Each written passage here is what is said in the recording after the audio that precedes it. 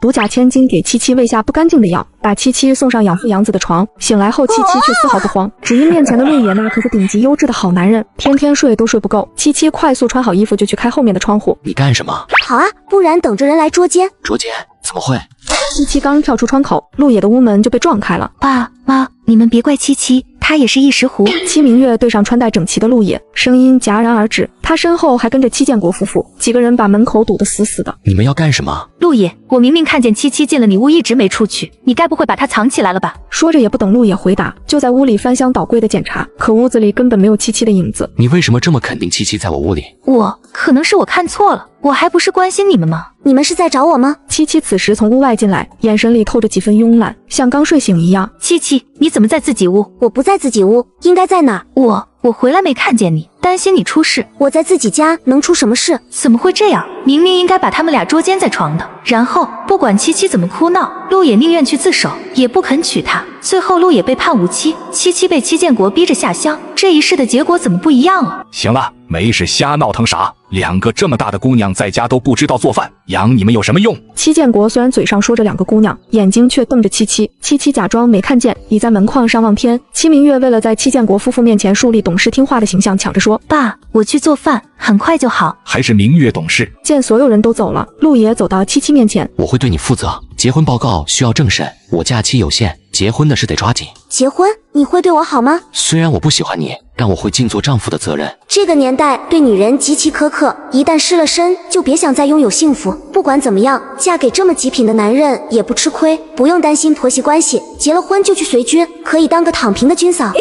行，那就结婚吧。陆野没再说什么，转身回屋了。七七正要离开，熟悉的电音再次响起。丁，检测到戚明月身上有灵权空间，是否剥夺？这个系统有点牛批啊，竟然能剥夺别人的金手指。灵权空间可是好东西啊，必须要啊。丁，灵权空间剥夺程序已启动，预计时长24小时，请宿主不要离开空间主人500米范围。好嘞。晚饭不算丰盛，但是戚建国夫妇只顾着给戚明月夹菜，同样坐在桌上的七七和陆野就跟不存在一样。知青办又来找我谈话了，咱们家这情况，七七撇撇嘴，这是故意说给他听呢。戚家就3个孩子，陆野16岁就去当兵了，戚明月马上也要结婚，他不去谁去？相对于下乡，七七更愿意嫁给陆野。说我可以跟七七结婚，他就不用去下乡了。陆野，结婚可是一辈子的大事，你可要考虑清楚。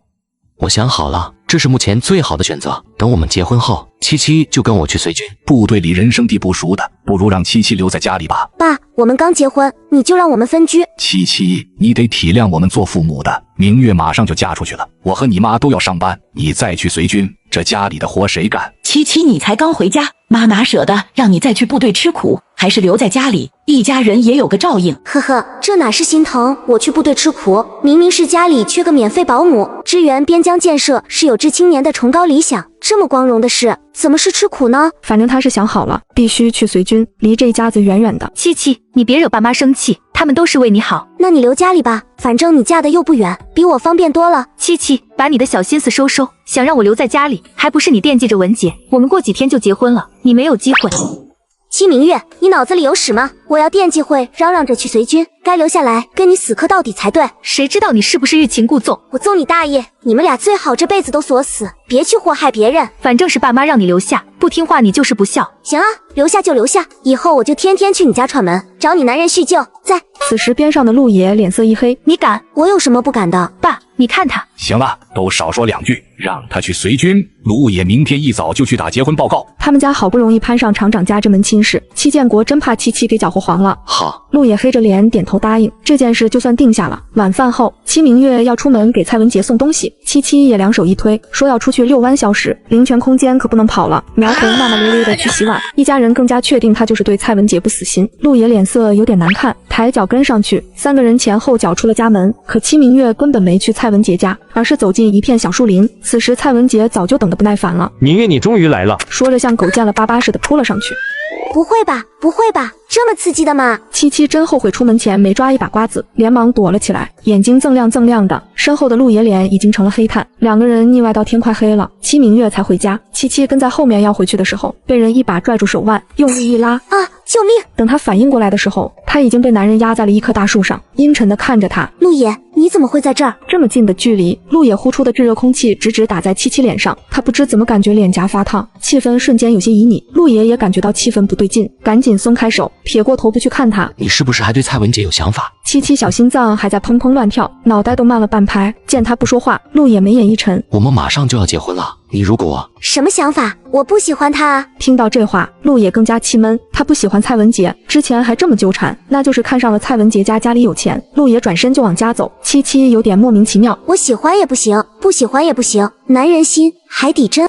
女人出来遛弯时，竟碰上亲妹妹和自己的前对象颠鸾倒凤，真是恶心他妈给恶心开门，恶心到家了。被恶心的七七准备离开时，被人一把拽住手腕，用力一拉，啊！救命！等他反应过来的时候，他已经被男人压在了一棵大树上，阴沉地看着他。陆野，你怎么会在这儿？这么近的距离，陆野呼出的炙热空气直直打在七七脸上，他不知怎么感觉脸颊发烫，气氛瞬间有些旖旎。陆野也感觉到气氛不对劲，赶紧松开手，撇过头不去看他。你是不是还对蔡文杰有想法？七七小心脏还在砰砰乱跳，脑袋都慢了半拍。见他不说话，陆野眉眼一沉，我们马上就要结婚了，你如果……什么想法？我不喜欢他啊！听到这话，陆野更加气闷。他不喜欢蔡文杰，之前还这么纠缠，那就是看上了蔡文杰家里有钱。陆野转身就往家走，七七有点莫名其妙。我喜欢也不行，不喜欢也不行，男人心，海底针。七七跟着陆野回了家，正打算和陆野好好沟通一下，结果陆野回来就关了门，砰的一声，门板差点撞上他鼻子。还没结婚就甩脸子，这婚……门突然又打开了，陆野拿出一个信封递给七七，声音冷硬：“你先拿着花。”七七打开信封，眼睛瞬间瞪得像铜铃，足足30张大黑石。这可是70年代的300块钱啊！一言不合就给钱，这婚可以结。第二天一早，戚建国和苗红去上班，陆野去给部队打电话申请结婚。七七，昨天是我说话不好听，你别生气了，给你1块钱出去买点结婚用的东西吧。这戚明月会这么好心，事出反常必有妖，故意拿钱出来，一定是为了支开我。这死丫头想干啥？好啊！七七不动声色地接过钱，很配合地出了家门后，又悄咪咪回来，就看见戚明月进了戚建国的屋。他在床底下和大衣柜后面一阵捣鼓，哈哈哈！他这是把戚建国的家底都搬空了吧？戚建国如果知道自己养了这么个白眼狼，不知道会不会一口老血呕死。七七刚走到门外，就看见陆野从远处走来。下午我们去领证啊？这么快？不是要证审吗？我后天就得回部队，上面特批了。这下麻烦了，今天可不能出门，必须得跟着戚明月。灵泉空间还没到手呢，不能功亏一篑啊！要不明天吧？行，那就明天。两个人一起走进院子，陆野转头进屋去收拾行李了。戚明月见他们两个一起回来，嘴角立刻勾起一抹嘲讽：哟，你们两个还挺恩爱的吗？怎么，你羡慕？我有什么好羡慕的？文杰是厂长唯一的儿子，家里有房有车，我嫁过去有花不完的钱，过不完的好日子，用得着羡慕你？呵呵，那祝你们百年好合。借你吉言，我一定会比你过得好。哼，那就走着瞧吧。吃过午饭，戚明月就打扮得花枝招展的出门了，就不能消停在家待着吗？真烦。抱怨归抱怨，还得悄咪咪地跟上去。不出所料，戚明月是去找蔡文杰，两个人又一起进了小树林。这日子真是没法过了，毁灭吧！该死的蔡文杰，真是精虫上脑，怎么还没到24小时啊？就在他已经彻底失去耐心的时候，熟悉的电音再次响起。灵泉空间剥夺程序倒计时结束，请宿主查收。Yes， 终于成功了。七七立刻进入空间。里面有一个乡村小院，院子里有一口古井，想必这就是系统说的灵泉吧。七七迫不及待地喝了一大口，水质非常好，喝到嘴里清冽冽的甜，而且身体也泛起暖意，特别舒服。古井旁是一片菜园，各种蔬菜瓜果长势正好。在院子里转了一圈后，七七又走进屋里，里面满满当当的都是各种米面粮油、鸡鸭鱼肉等，还有后市的零食、饮料和方便食品。哈哈，发大财了！咦，这些钱票应该就是戚建国的家底吧？戚明月可真够狠的，只是等他发现空间没了，他做的这一切都是给别人做嫁衣，不知道会不会哭死。明月，你怎么了？你别吓我呀！你快醒醒，快醒醒啊！戚明月突然晕倒，可把蔡文杰吓得不轻。他左右看了看，发现没人，提上裤子慌忙逃走了。等七七晃悠回家的时候，苗红正坐在院子里哭天抢地。天杀的，到底是谁干的呀？这是要逼死我们一家！见七七回来，苗红嗷的一声扑上来就要厮打他。是不是你偷了家里的钱？快拿出来，我打死你个小贱蹄子！你是谁？跟这个家什么关系？你好，同志，我叫七七，是他的亲闺女，只不过他跟我爸都偏心养女，这是院子里的人都知道。那说说，你这半天都干什么了？我一下午都没在家，钱是什么时候丢的？再说了，他那屋不是一直锁着吗？我自从回到这个家，一次都没进去过，怎么会知道他把钱藏在哪儿？这时警官突然想到门锁没有任何撬动的痕迹，窗户也是从里面插好的，外人根本进不去。这屋的钥匙有几把？3把，我跟建国一人1把，明月还有1把。明月是谁？是我闺女。去问问你那个有钥匙的闺女吧，报假警可是犯法的。不可能，明月怎么会拿家里的钱？此时蔡文杰他妈宋慧来了。老七家的，我今天是来退婚的，你家闺女那么不检点，我们蔡家可不敢娶。这话是怎么说的？我家明月向来听话懂事，怎么会？怎么不会？你们自己看看她这个样子。戚明月被宋慧一把推到人前，衬衫的扣子崩开了3颗，上面的草莓印特别扎眼，院子里所有人都抽一口冷气。我的天哪，这丫头怕不是让人糟蹋了吧？那还用说，眼不瞎的都能看出来。这下可热闹了，一门好亲事就这么给做没了。所以说啊，这闺女就得好好教，不能学那些上不得台面的东西。我的心肝呀，你这是怎么了？说完也不顾宋慧还在场，直接把戚明月拖进屋，隔绝所有人的视线。没话说了吧？婚事就这么算了，你们别再来纠缠，否则别怪我不客气。戚建国好半天才回过神，眼前却早就没了宋慧的影子。他怒气冲冲地跑进屋，高高举起的手最终也没能落到戚明月脸上，而是给了自己一巴掌。造孽呀！我的老天爷，这可怎么办呀？婚退了明月就得下乡啊！戚建国这才想起来还有这茬，下意识看向陆野。陆爷，你娶明月吧。恶毒假千金给七七喂下不干净的药，把七七送上养父养子的床。幸好男人承诺会对她负责，并带她随军。戚七原以为嫁给陆野就可以当个躺平军嫂，岂料这时假千金戚明月却被退婚。为了避免她下乡，偏心的父亲直接要求陆野和戚明月结婚。陆爷，你娶明月吧。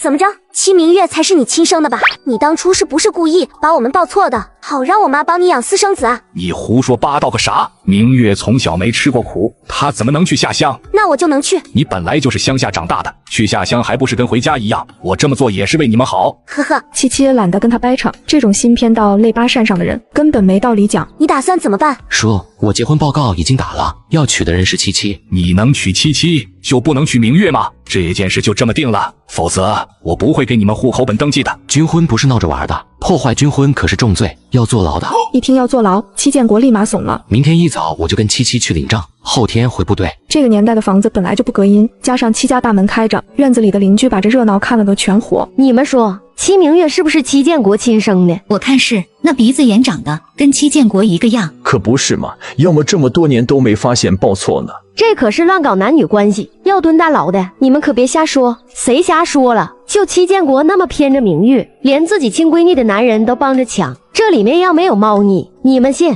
反正我是不信。大家伙虽然压着声音，戚建国还是听见了，狠狠把家门摔上，晚饭都没吃就回屋了。第二天一早，陆野拿着户口本跟七七去领证。婚礼到部队再补，不会委屈你。不用了，我不太在意这个。两个人顺利拿到了结婚证，这时候的结婚证像小学生发的奖状，而且只有一张。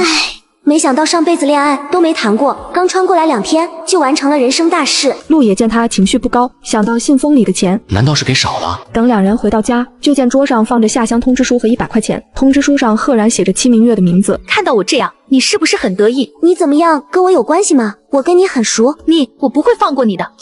蔡文杰这个蠢货，在我空间消失晕倒的时候，直接吓跑了，害我身上的痕迹被人看得清清楚楚，还害怕坏了他的名声，坚决不肯承认小树林里和我在一起的男人是他，还退了婚，害得我必须下乡。不过没关系，就算没有了空间，带着前世的记忆下乡，也不过是多走点弯路而已。此时戚建国夫妇坐在桌边愁眉苦脸的，都在为戚明月下乡的事发愁。草草吃过晚饭后，戚建国夫妇就忙进忙出的帮戚明月准备路上用的东西。那边冬天冷，棉衣棉被要带够，不然可得遭大罪。对，夏天穿的衣服也不能少，到了乡下哪还能买到这么好看的衣服？带上，都带上。路上3、4天呢，可不能饿着。待会妈给你多烙几张饼。烙什么饼？明天一早我去国营饭店买20个大肉包子，够他吃一路了。咱家那钱也不知道被哪个王八羔子给偷了，不然还能给你带路上花。还真是偷鸡不成蚀把米，早知道空间会消失，我就不偷了。爸妈，带这么多东西，我怎么拿得动？让陆野帮你拿。你们坐一趟火车，下了车让他把你送到地方，不用你动手。陆野，明月下乡的地方在你们部队下属的兵团，你把他送过去，平时多照应些，别让他受了委屈。随后陆野带着七七回屋了，门一关上，陆野突然紧张起来。相对于七七的落落大方，他却显得很拘谨，手脚都不知道往哪儿放了。这是我的全部家当，都给你，以后我的工资也交给你管着。既然咱们结婚了，就好好过日子。这男人挺上道啊！布包里不但有1600多块钱，还有不少票，除了常见的粮油票、布票外，3转2响的票都有。都给我。你也不怕我给你卷跑了？你能跑哪去？也是，这年头没有介绍信，火车票都买不到，还真没地方跑。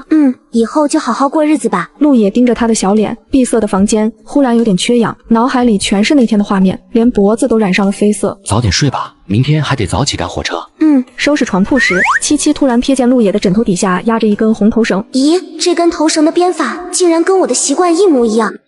别动。你小情人送的？不是。七七突然感觉心里有些堵得慌。陆野心里藏着个人，吃着碗里的，看着锅里的。哼，男人果然都一个德行。七七决定收回好好过日子那句话，靠山山倒，靠人人跑，还是自己最可靠。脑子里想着乱七八糟的，眼皮却越来越沉。我可以解释的。陆野站在床边，半天才憋出一句。床上只传来七七均匀的呼吸声，显然已经睡着了。明天再说吧。早上一起来，七七就被眼前的情况惊呆了。200斤的蛇皮袋子装了满满3大袋，还有2个皮箱。陆野看一眼戚建国夫妇给戚明月准备的东西，又看看七七只有一个斜挎包，眸色明显暗了几分。一家人早饭都没吃，就这么大包小裹的出了门，谁都没注意落在最后的七七。我虽然是穿越来的，但不管怎么说也是他们的亲生女儿，他们偏心归偏心，也不带这么欺负人的。七七首先来到厨房，把米面粮油、锅碗瓢盆全部收进空间，又来到其他房间，把屋里的家具家电收起来。一顿搜刮后，家里瞬间变得干干净净。怎么这么慢？我去了趟厕所。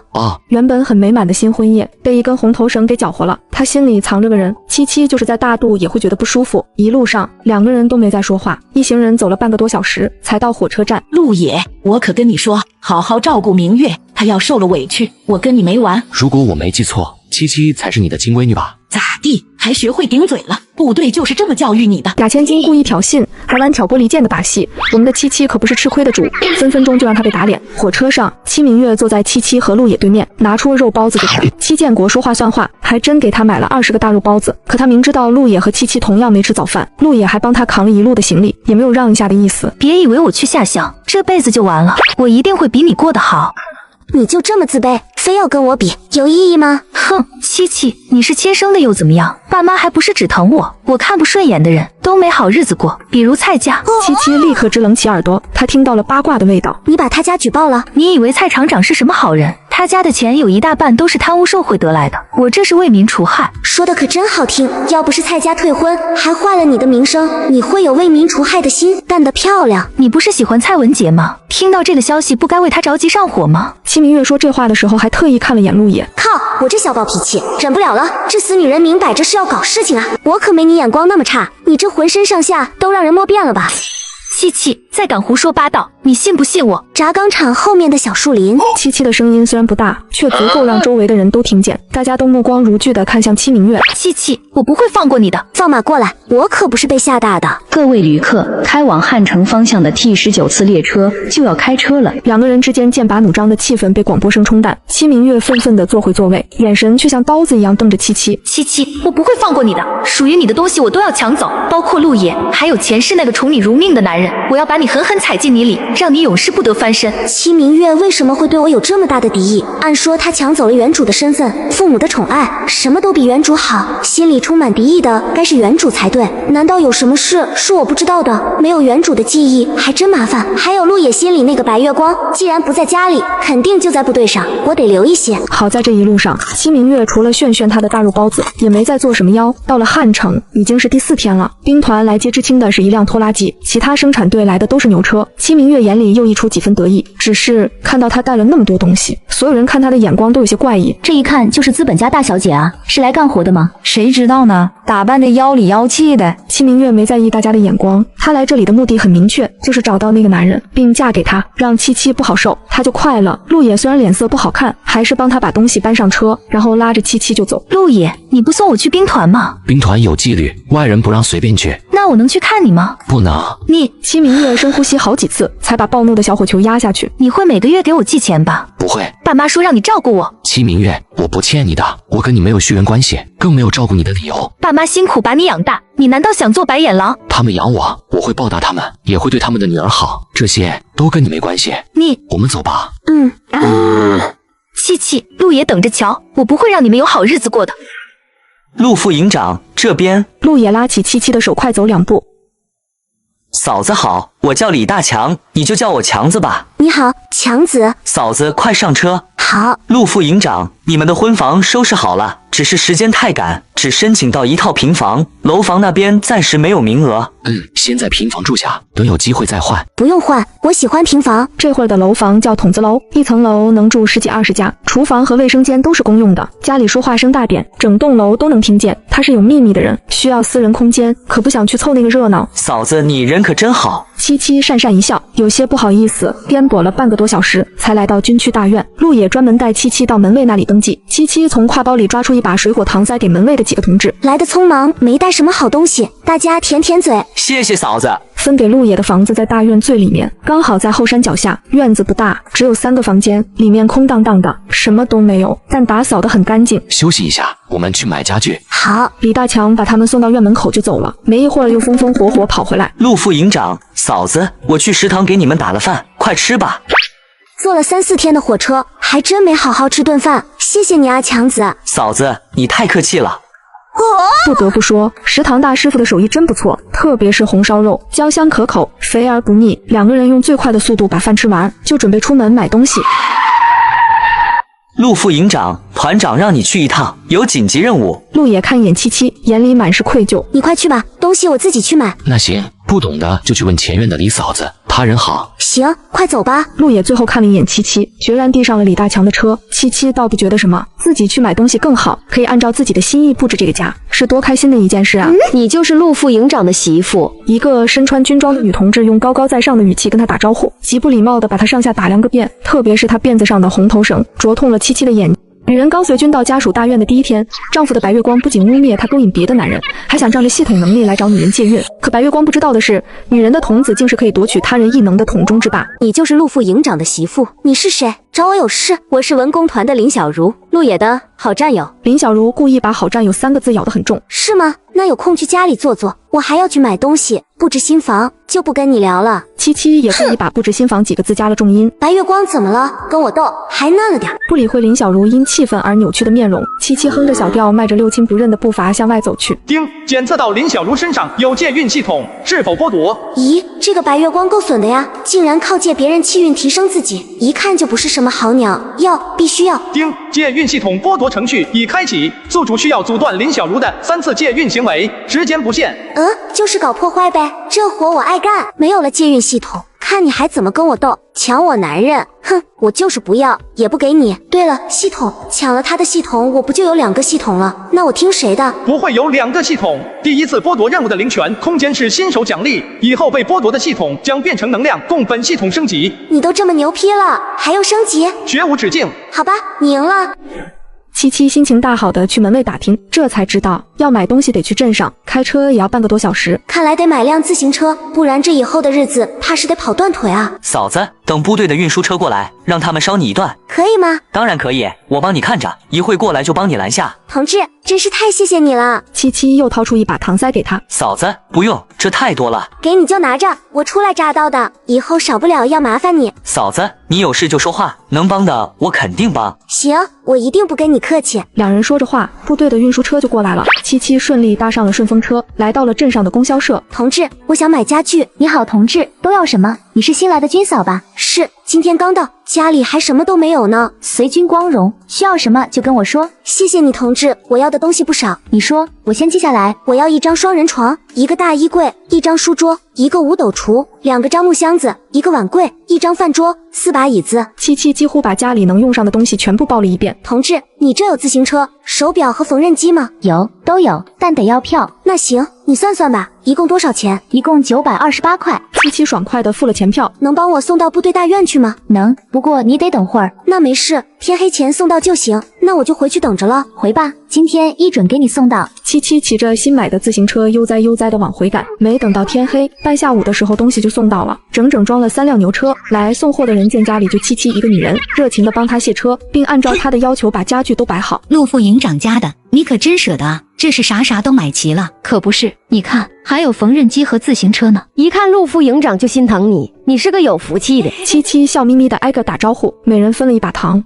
家里乱七八糟的，就不请嫂子们进来坐了。等我家陆也回来，请大家伙吃饭。好说好说，以后有啥事就说话，大家一个院里住着，都互相帮衬着。好的，少不了要麻烦嫂子们。把过于热情的嫂子们送走，七七才开始归置家里。收拾完卧室，又马不停蹄地去拾掇厨房。唯一让他头疼的就是那个大铁锅。嫂子，我帮你打了饭，快吃吧。强子，太谢谢你了。嫂子，你跟我客气啥？陆副营长不在家，大家伙都会帮衬的。强子，那你知道谁会安铁锅吗？这个呀，我就会。嫂子，你先吃饭，我一会就弄好。行，等陆也回来，你们都来家里吃饭。谢谢嫂子。李大强干活非常利索，没一会就弄好了。嫂子，你今天别用炉灶，等明天干透了再用，不然容易裂。行，我知道了。哟，这陆也不在家，你就勾搭别的男人，也不怕被抓去游街啊？哟，这陆也不在家，你就勾搭别的男人，也不怕被抓去游街啊？这个女人是想死吗？林同志，你刚刚说的是什么话？陆副营长刚进门就接到紧急任务，团长命令我来看看这边有什么需要，怎么到你嘴里就变得那么龌龊了？人家嫂子今天刚来咱们大院，也没得罪你，你这是干啥？快给嫂子道歉，不然我就到团长面前说道去。李大强原本就是个大嗓门，这一嚷嚷，全家属院的街坊邻居们都围了过来。怎么了？这是说话的是陆也曾经提过的李嫂子，她男人就是李大强嘴里的团长。七七跟他打过照面，知道他是谁，于是七七使劲眨了几下眼睛，把眼圈逼红，才强逼出2包泪，在眼眶里晃晃荡荡的。李嫂子，我这初来乍到的，也不知道是怎么得罪了这位林同志，竟然找上门来侮辱我。周围这些军嫂们什么时候见过这么娇滴滴的小媳妇，一个个都同情心泛滥。别怕，嫂子给你做主。林小如同志，人家戚同志才来家属院不到半天，你就打上门来，怎么能这么欺负人呢？咱们家属院一直互帮互助，和和睦睦的，可不兴你这样的。对，快给戚同志道歉。林小如也不傻，见这形势，今天肯定讨不到便宜，急忙堆上一脸笑。哎呦，我就开个玩笑，咋就上纲上线了呢？哪有拿这种事开玩笑的？你就是欺负人。李大强知道他一直喜欢陆野，认定了他就是因为陆野结婚了，新娘不是他，才过来找茬的。该死的李大强，显着你了，非抓着这点破事不放，我就欺负他。怎么了？等着吧，有你好受的。李同志，发这么大火干啥？今天是我不对，我向你道歉还不行吗？你给嫂子道歉，跑到人家门上说那么难听的话，你认为对吗？对不起啊，我刚刚真的只是开个玩笑，你不会连玩笑都开不起吧？见过脸皮厚的，真没见过这种比城墙还厚的。没有人拿作风问题开玩笑，这个罪名要是坐实了，得吃枪子。别说你不知道，林同志，陆副营长已经结婚了，你那点小心思收收吧，破坏军婚可是重罪。李大强这个嘴替真给力，说话比上了大粪还有劲。七七强压住嘴角，才没让自己笑出来。林小如的脸跟调色盘一样，变了又变。李大强同志，你既然这么愿意助人为乐，不如也帮我个忙呗。谁有困难我都会尽量帮助。不对，感觉这死女人要搞事情啊，必须阻止她。也不是什么大事，我就是最近干什么都不顺，把你的好运气都借给我呗。这有什么？别答应他。我在老家的时候曾经听人说过，有些人自己福薄，只能靠借别人的运势活着。你如果答应了，就等于跟他签订了契约，好运气都给了他，你就会倒大霉，严重的还会丢命。哈哈哈哈哈！这种封建迷信的话你也信，也不怕被人举报？你这个搞封建迷信的都不怕，我怕什么？我什么时候搞封建迷信了？不搞封建迷信，你倒是说说，这运气要怎么借？就是啊，这运气怎么借？你倒是说说。就是封建迷信，我们大家伙都能作证。你这个女同志心思怎么这么歹毒？人家李大强同志怎么招惹你了？竟然用这么阴损的办法整人！你不要欺人太甚，你不跑到我家来，我都不认识你是谁，怎么就欺负你了？你这个人不但爱搞些乱七八糟的封建迷信，还会血口喷人，人品有问题啊！我没搞封建迷信，我就是跟李大强同志开个玩笑。你想证明自己没搞封建迷信也简单，你现在就对李大强同志说，愿意把自己的好运气都借给他，我们就相信你。对，既然是说着玩的，你就答应呗。可不是，不就是开个玩笑吗？怎么这么玩不起？大家伙你一句我一句的，把林小如架在那，上不去下不来，他比谁都清楚。如果今天说了这话，到不了明天他就会一命呜呼，因为他天生福薄命，要不是有借运系统，都活不过3岁。这些年被他借走气运的人不在少数。戚同志还真有本事，这么会蛊惑人心，能让所有人都向着你，莫不是你会什么魅惑之术吧？林小如话音刚落，军嫂们都下意识后退了一步。这些军嫂基本上都没什么文化，虽然现在不让搞封建迷信了，可他们心里还是信的，只是迫于形势，不在嘴上说罢了。七七知道，今天这事如果处理不好，他将成为整个家属院的另类，所有人都会孤立他。七七刚随军到家属大院的第一天，丈夫的白月光不仅污蔑她勾引别的男人，还想让家属院的军嫂们都孤立她。七七却丝毫不慌，下一秒就让她毕恭毕敬地给自己道歉。戚同志还真有本事，这么会蛊惑人心，能让所有人都向着你，莫不是你会什么魅惑之术吧？林小如话音刚落，军嫂们都下意识后退了一步。这些军嫂基本上都没什么文化，虽然现在不让搞封建迷信了，可他们心里还是信的，只是迫于形势，不在嘴上说罢了。七七知道，今天这事如果处理不好，他将成为整个家属院的另类，所有人都会孤立他。大家是向着我说话吗？他们是站在正义一边，你今天无缘无故上门挑衅，说了那么过分的话，不该道歉吗？你搞封建迷信，想借李大强同志的气运，大家不该指责你吗？嫂子们都是明辨是非的好人，怎么到你嘴里就成了被蛊惑呢？难道这么多嫂子都是傻子，就你一个明白人？我相信公道自在人心，嫂子们更是心明眼亮，不会被你几句话就带沟里去。七七说的义正辞严，军嫂们如醍醐灌顶，这才反应过来他们都被林小如耍了。林小如，你这个人不但嘴臭，思想也龌龊，我建议去文工团举报，让他好好受受教育。对，他还搞封建迷信，必须严惩，还意图破坏军婚，居心不良。嫂子们，我错了，我不该乱说话，你们就原谅我这一次吧。行了，都别吵吵了。林同志，你正式给戚同志道个歉，今天这事就算了，以后说话注意，不要张口就来，小心祸从口出。戚同志，对不起，我不该乱说话，请你原谅我。李嫂子就这么喜欢自作主张吗？还是说另有隐情？不过她都发话了，也不好不给面子，看在李嫂子的面子上，我就不跟你计较了，走吧。丁，第1次阻止成功，剩余2次。Yes， 大家都散了吧，戚同志这边还没收拾利索呢，都别在这儿添乱了。嫂子，那我也先回去了。行，今天谢谢你了。不客气，嫂子有什么活就喊我。行，戚同志，我有几句话跟你说。嫂子屋里坐吧。嫂子是想跟我说林小如的事吧？你可真聪明，我这点心思都被你看出来了。哪有，嫂子想说什么就说吧。我是想告诉你，那个林小如对你家陆爷有心思，你得看紧点。哪只是有心思，怕是陆爷也喜欢他，这2个人可是双向奔赴，有红头绳作证。嫂子放心，我家陆爷老实，干不出那事。那就好，我听说林小如是林师长的亲侄女。是吗？靠山挺高啊，怪不得这么嚣张呢。这事吧，我也只是听说，你知道就行了。嫂子放心，我嘴严着呢。这你拿着，我今天在镇上买的，你回去打个汤。哎呦，那我就不跟你客气了。当晚陆也没回来，第2天吃完早饭，七七开始琢磨怎么搞钱。陆爷给的钱已经花了一半，要维持现在的生活水准，必须有看得见的进项。可这年代找个工作也不容易啊。戚同志，我们上山挖野菜，你去不？去，嫂子等我一下。七七找到新买的箩筐，就跟着几个军嫂一起上山了。咱们这儿野菜多吗？不多，家家户户都采，再多也不够这么些人吃的。说到这里，大家伙脸色都不太好，家里就一个男人赚钱，哪家都得养好几个孩子，日子都过得紧巴巴的。一群人刚走到山脚下，就见一个黑影嗖的一下从眼前晃过去。兔子，竟然有兔子！兔子有什么用？只能看着，又吃不到嘴。我会做简单的陷阱，咱们试试，说不定能吃上呢。真的吗？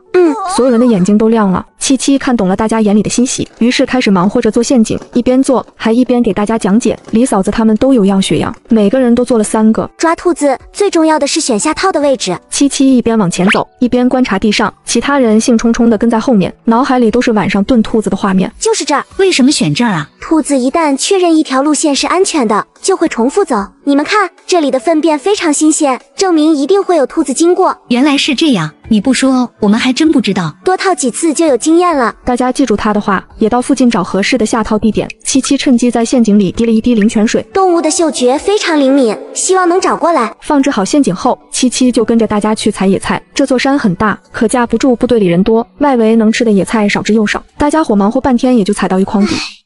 行啊，有总比没有好，够煮一顿菜糊糊了。咱们往里面走走吧，这儿的野菜都采光了。可不行，山里有狼，真碰上咱们一个都活不成。那还是不去了，咱们去看看兔子吧。好嘞。提到兔子，大家伙就抑制不住的流口水。一路走过去，李嫂子他们吓得套都安静的待在那儿，兔毛都没看见一根。刚刚希望有多大，这回的失望就有多大。真是异想天开，我们怎么可能套到兔子呢？没套到就没套到，当陪着七同志玩了。也是，这种活就该让那些老爷们干，咱们不行。虽然嘴上这么说，可大家伙心里都有些不是滋味。去看看我的吧。七七带头往前走，其他人的精气神明显没有刚开始时高涨，但还是跟了上去。妈呀，真有兔子！天哪，还真有兔子啊！天呀，七同志这运气真是逆天了，3个套全中，还又肥又大。中午你们都别做饭了，来我家吃兔子。那哪好意思，你好不容易套到的，留着自己吃吧。这个年代家家的粮食都是定量的，很少有人请客吃饭，因为你吃了别人的定量，人家就得饿着。嫂子们就别跟我客气了，就当是给我暖锅。陆也不在家，我一个人吃饭也没意思。不了，家里一群小崽子等着吃呢，咱们快下山吧。七七对这几个嫂子的观感很好，他们都很有底线，不是那种见不得别人好的人，也不会人家有好东西就往上凑。回到家，七七就开始利落地收拾着兔子。妈耶，你这小媳妇可真行，这一手一看就不简单。说话的是住在隔壁的王大妈，王大妈是个好心儿的，见七七一大早就上山了，想知道她带了什么回来，没想到一伸头就看见她在扒兔子皮。我是在农村长大的，从小就跟在村里的猎户后面满山跑，自然学了点皮毛。看你长得白白净净的，还以为是城里姑娘呢。我家在京市，只不过我没跟父母住在一起。这一听就有故事，王大妈立刻竖起耳朵，可七七却不说了，开始处理剩下的2只兔子。见那3只胖乎乎的兔子，王大妈忍不住咽了好几次口水。你可真厉害，老爷们都不一定能抓到兔子。伟人说了，女人能顶半边天，老爷们能干的活，咱也不差。是，你可真会说话。不一会，金黄的兔肉就出锅了。七七从空间里拿出几个大碗，装满刚做好的冷吃兔。跟他一起上山的嫂子有5个，加上隔壁的王大妈，一家分1碗，谁也不会眼红。最近有兄弟说用手机看视频不清晰，想要更爽更高清的话，推荐你使用抖音电脑版。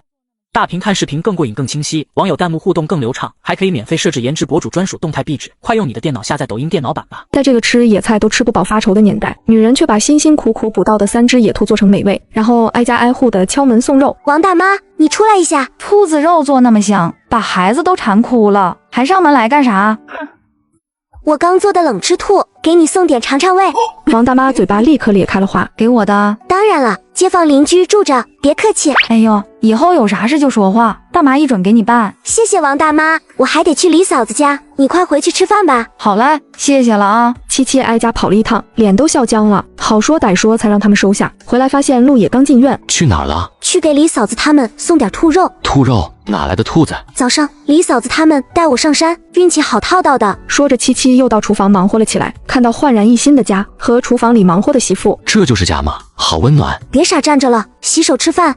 2个人对面坐下，气氛突然就有点尴尬。没想到你做饭这么好吃。好吃你就多吃点。这顿饭吃得热火朝天，一大盆冷吃兔被2个人全部消灭掉。吃完饭，陆爷主动洗碗收拾厨房，七七也没拦着。男人知道主动干家务是好事，不能太惯着。陆爷忙活完，就看见七七把缝纫机踩成了风火轮，正在做衣服，一张小脸跟刚剥了壳的鸡蛋似的，白的发光，卷翘的睫毛丫羽斑上下抖动，好像会跳舞一样。阳光透过窗户，刚好打在他的侧脸上，让他看起来有几分不真实。陆野竟看得吃了。七七干活的速度很快，没一会儿，一条裤子就做好了。见陆野站那直愣愣地看着他，不禁脸颊微烫。怎么了？我脸上有脏东西吗？没有。你还要去部队吗？如果不去就睡会儿。我还有事。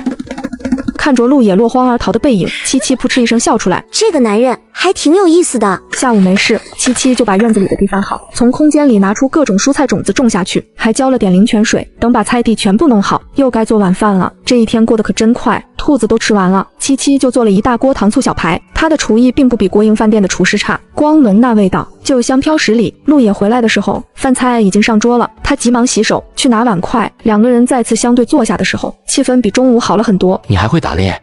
在村里跟老猎户学的。会打猎也别往深山走，危险。知道了。这么乖巧的小媳妇，简直是捡到宝了。不但人长得漂亮，而且她还这么能干，饭做得好吃，会做衣服，还会打猎。他一进门就看到院子里的菜地已经种好了，娶个这么勤快的媳妇真是他几辈子修来的福气。七七可不知道陆爷已经对他大为改观，他还在为红头绳的事耿耿于怀呢。晚上洗澡的时候，七七感觉非常不方便，陆爷不在家，他还能进空间洗，他在家，空间七七是一丁点都不敢动。陆爷，你能不能帮我盖间洗澡房？你打算怎么弄？找一个废旧油桶放在屋顶上，接一根管子下来，要加一个抽水泵，好上水，这样有太阳的天就不用烧水了，省不少事。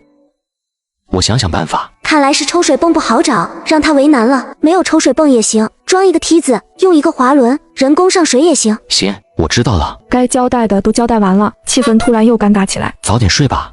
这么娇软的小媳妇站在面前，陆也不禁脸一还只是随口吐槽了一句洗澡不太方便，结果第二天早上她的军官老公就把洗澡房盖好了。第二天醒来，他是被院子里的说话声吵醒的。狗男人一点都不懂怜香惜玉，过分，太过分了。七七也就是在心中无能狂怒一下，把头伸到窗户边一看，好家伙，陆爷已经把他的洗澡房盖好了，正在往油桶里装水，而且他盖的洗澡房比七七设计的更好，不用手动灌水，省力多了。狗男人的脑子真聪明，还懂得举一反三。七七喜滋滋的泡了几杯白糖水端出去，大家辛苦了，过来喝杯水吧。见到如此娇俏可人，好似从年画里走出来的小嫂子，战士们眼睛都直了，根本没看到七七递过来的水。喝水。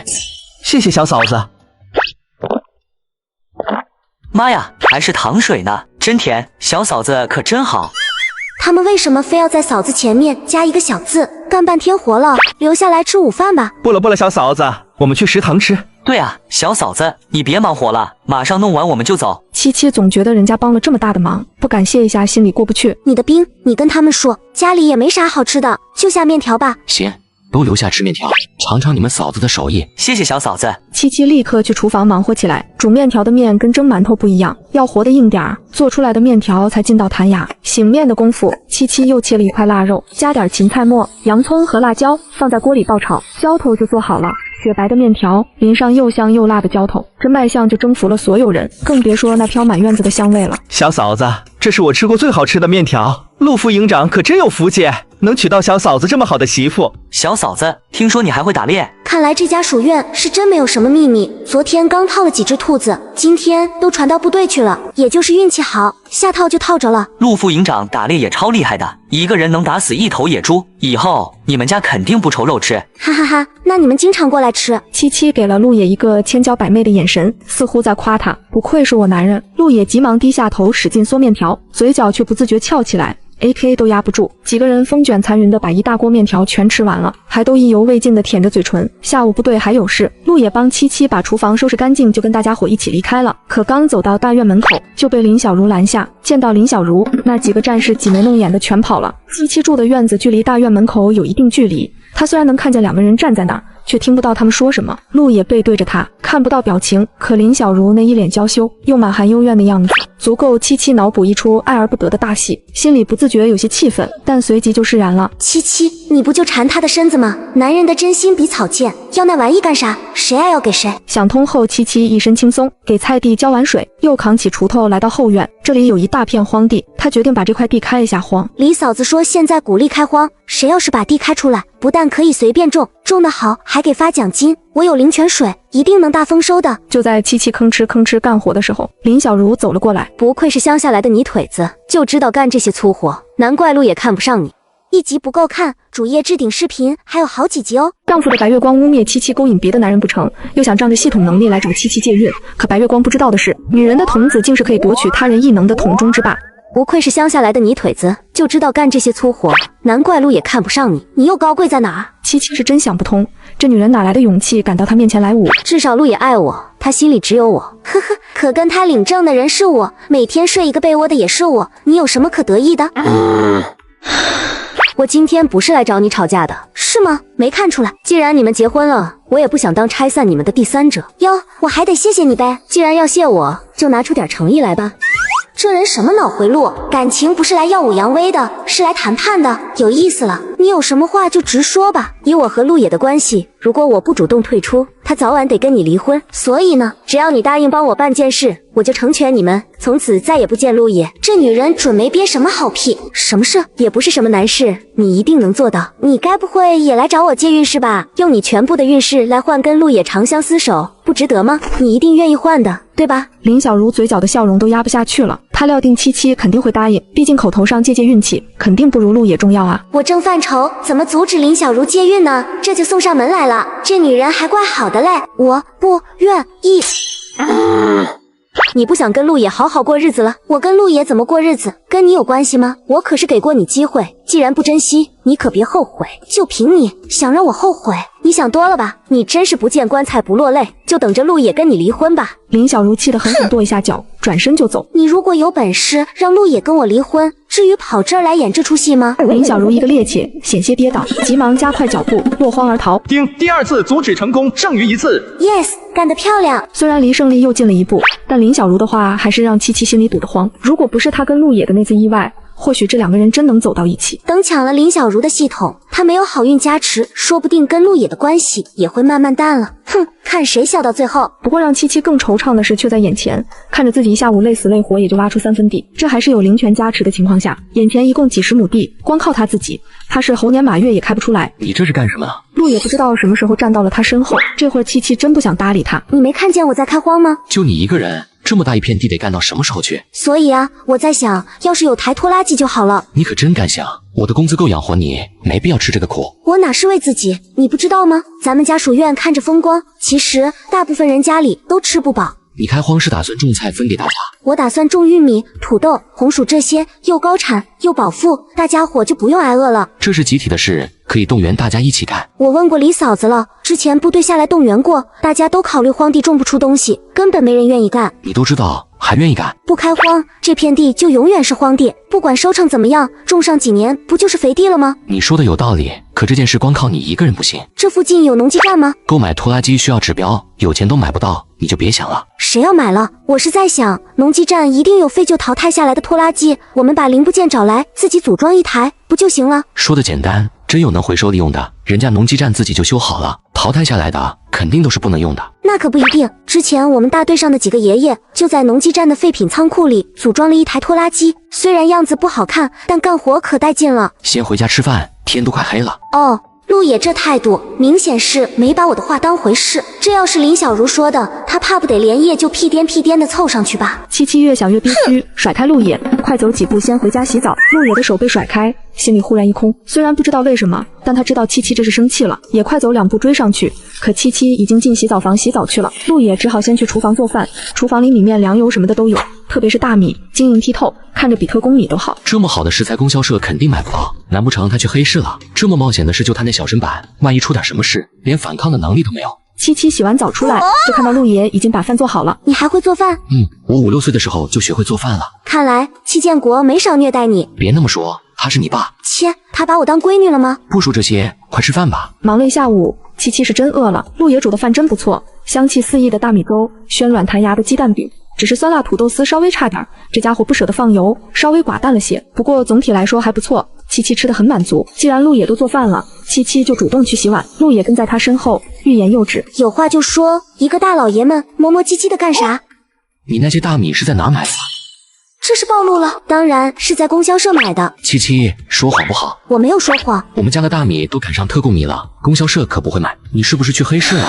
原来陆野怀疑我去黑市了。我没有。七七从灶台旁边拖来一台小机器，我就是回来后加工了一下。这是什么？这个你可以叫它抛光机，把从供销社买回来的大米放里面处理一下，就变成我们吃的那种了。这机器是你琢磨出来的？不然呢？其实七七前世是农科院的院士，研究方向就是农业机械。要不是怕暴露身份，他真想把深耕机、犁地机、碎石机什么的都搞出来，免得累死累活去开荒了。为了见证这台机器的神奇，陆野找来一把糙米，果然一把看似普通的糙米立刻就变成特供米了。陆野眼里异彩连连，他这才意识到七七说组装拖拉机不是开玩笑，他是真的能做到。捧起七七的小脸猛亲了2口。媳妇，你可太厉害！一集不够看，主页置顶视频还有好几集哦。吃完早饭，陆野骑上自行车载着七七往镇上赶。七七也没问他要去哪儿，反正他也要去镇上买东西。结果陆野却把他带到了农机站，他显然已经跟这里的负责人沟通过了。一到地方，门卫大爷就把他们带到了后院，那里堆放着不少零部件。你看看这些行吗？这男人还挺有心的，冤枉他了呀。我看看。说着就开始在零件堆里挑挑拣拣。他原本想组装出一台拖拉机，可找着找着，发现有些东西改造一下，或许能搞出一台小型螺旋式深耕机来。七七立刻把自己的想法跟陆野说了，陆野直接把农机站站长找来。这位是王站长，你跟他说。七七从挎包里拿出纸笔，画了一张简易图。王站长，你看这几个组件需要2次加工，你能帮我联系到工厂吗？这是什么呀？我都没见过。我给它取名叫螺旋式深耕机，用来加厚耕作层，促进土壤熟化，可以大大提高农作物产量。这是发明创造啊！如果真成功了，我的政绩上就会多出浓重的一笔啊！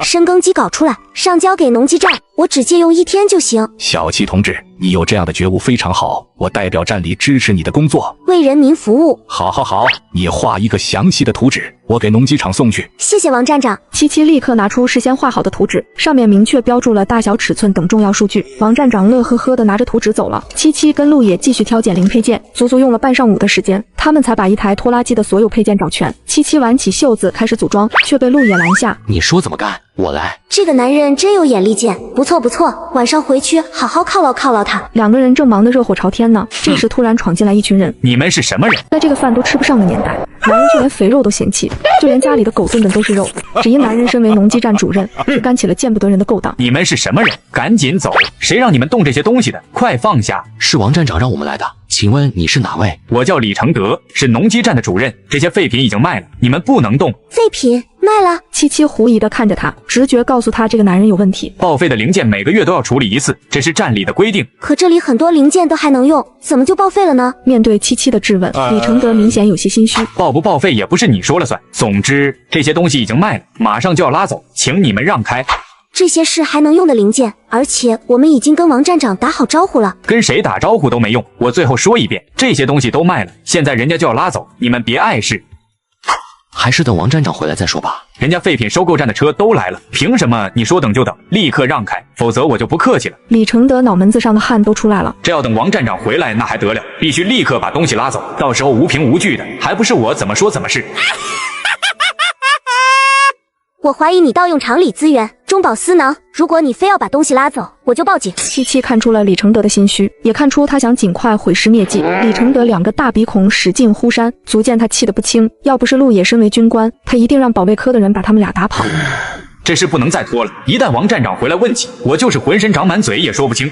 你们口口声声说王站长批准的，请问有批条吗？七七看向陆野，见他轻轻摇头，就知道这事不好办了。批条是没有，但那还废什么话？来呀，马上装车，别让人等急了。李承德一摆手，身后几个小伙子立刻推着平板车过来装东西。陆野很想立刻去报警，可把七七一个人留在这儿，他不放心。这时七七抬脚向外跑去，拦住他，别让他出门。立刻就有2个小伙子挡住了七七的去路。你们想干什么？李承德笑得阴恻恻的。你们稍微等会儿，等车装好了就放你们走。李承德已经豁出去了。今天这事要是捅出去，别说工作保不住，怕是得吃枪子。只要东西拉走，这2个人说破大天去也没用。你们最好识趣点，咱们井水不犯河水，各自安好，否则……给你2个选择，要么放我们走，要么把东西留下。我一个都不选。看着李承德一脸欠揍的表情，陆野的拳头瞬间硬了。七七拉住陆野的手，直到他放松下来。今天我们还不走了，这辆车去哪我们就去哪。你敢？有什么不敢的？怎么，你不会想杀人灭口吧？李承德眼神越发阴鸷。哼，你们要真敢上我的车，那可真不保证你们能全虚全矣的回来。干什么呢？一集不够看，主页置顶视频还有好几集哦。明明是价值100万的精密仪器，第2天却出现在了废品回收站里，并且每隔几天就会出现一批。只因这个男人身为农机站主任，却盗卖厂里资源，被发现后竟还开始威胁自己的领导。接上集。你们要真敢上我的车，那我可不保证你们能全虚全矣的回来。干什么呢？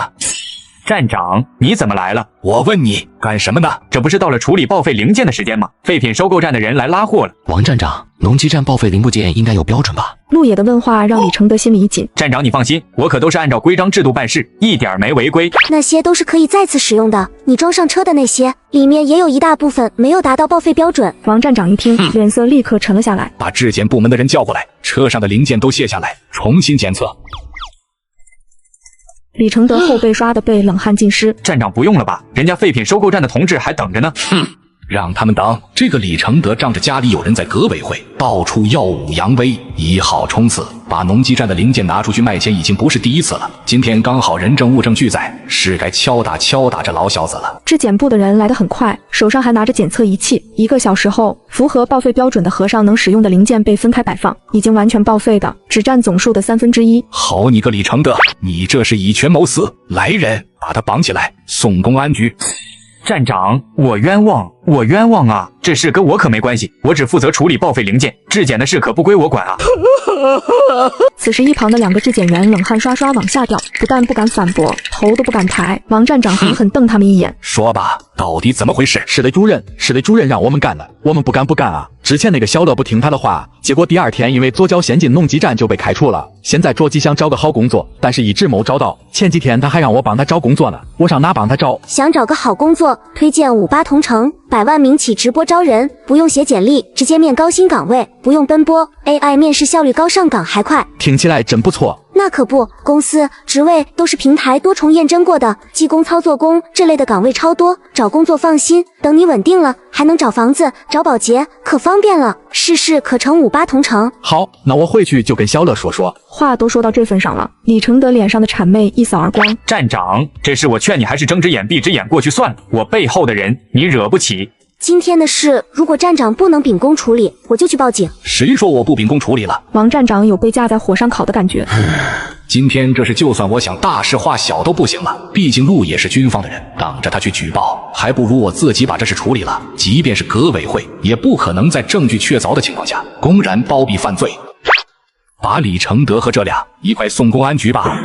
说着，保卫科的人就把3个人带走了，剩下七七、陆野和王站长3个人大眼瞪小眼。同志，这张图是你画的吗？你是？哎呀，怎么把正事忘了？这位是农机厂的工程师白老。白老你好，这图是我画的，有问题吗？七七知道自己的提议受到重视了，很开心。你这张图很有想法，我是来跟你讨论细节的。深耕机能，一次性完成传统犁、坝、穗等多道程序，既节省时间，又能解决铲草问题。七七很有耐心地把深耕机的工作原理、结构等毫无保留地给他讲解一遍。英雄出少年，英雄出少年啊！还是你们年轻人有想法。白老过奖了。小七同志，考虑一下来我们农机厂当技术员吧，每个月86.5块，还有奖金。不了，我还年轻，需要多学习，担不了这么重的责任。见七七毫不犹豫就拒绝了这么好的工作机会，陆野和王站长都很诧异。小七同志，农机厂可不是谁想进就进得去的，还是干技术员，更是多少人挤破头都想要的工作，你可要珍惜啊！谢谢王站长好意，我还是喜欢种地。这丫头怎么看起来不太聪明的样子？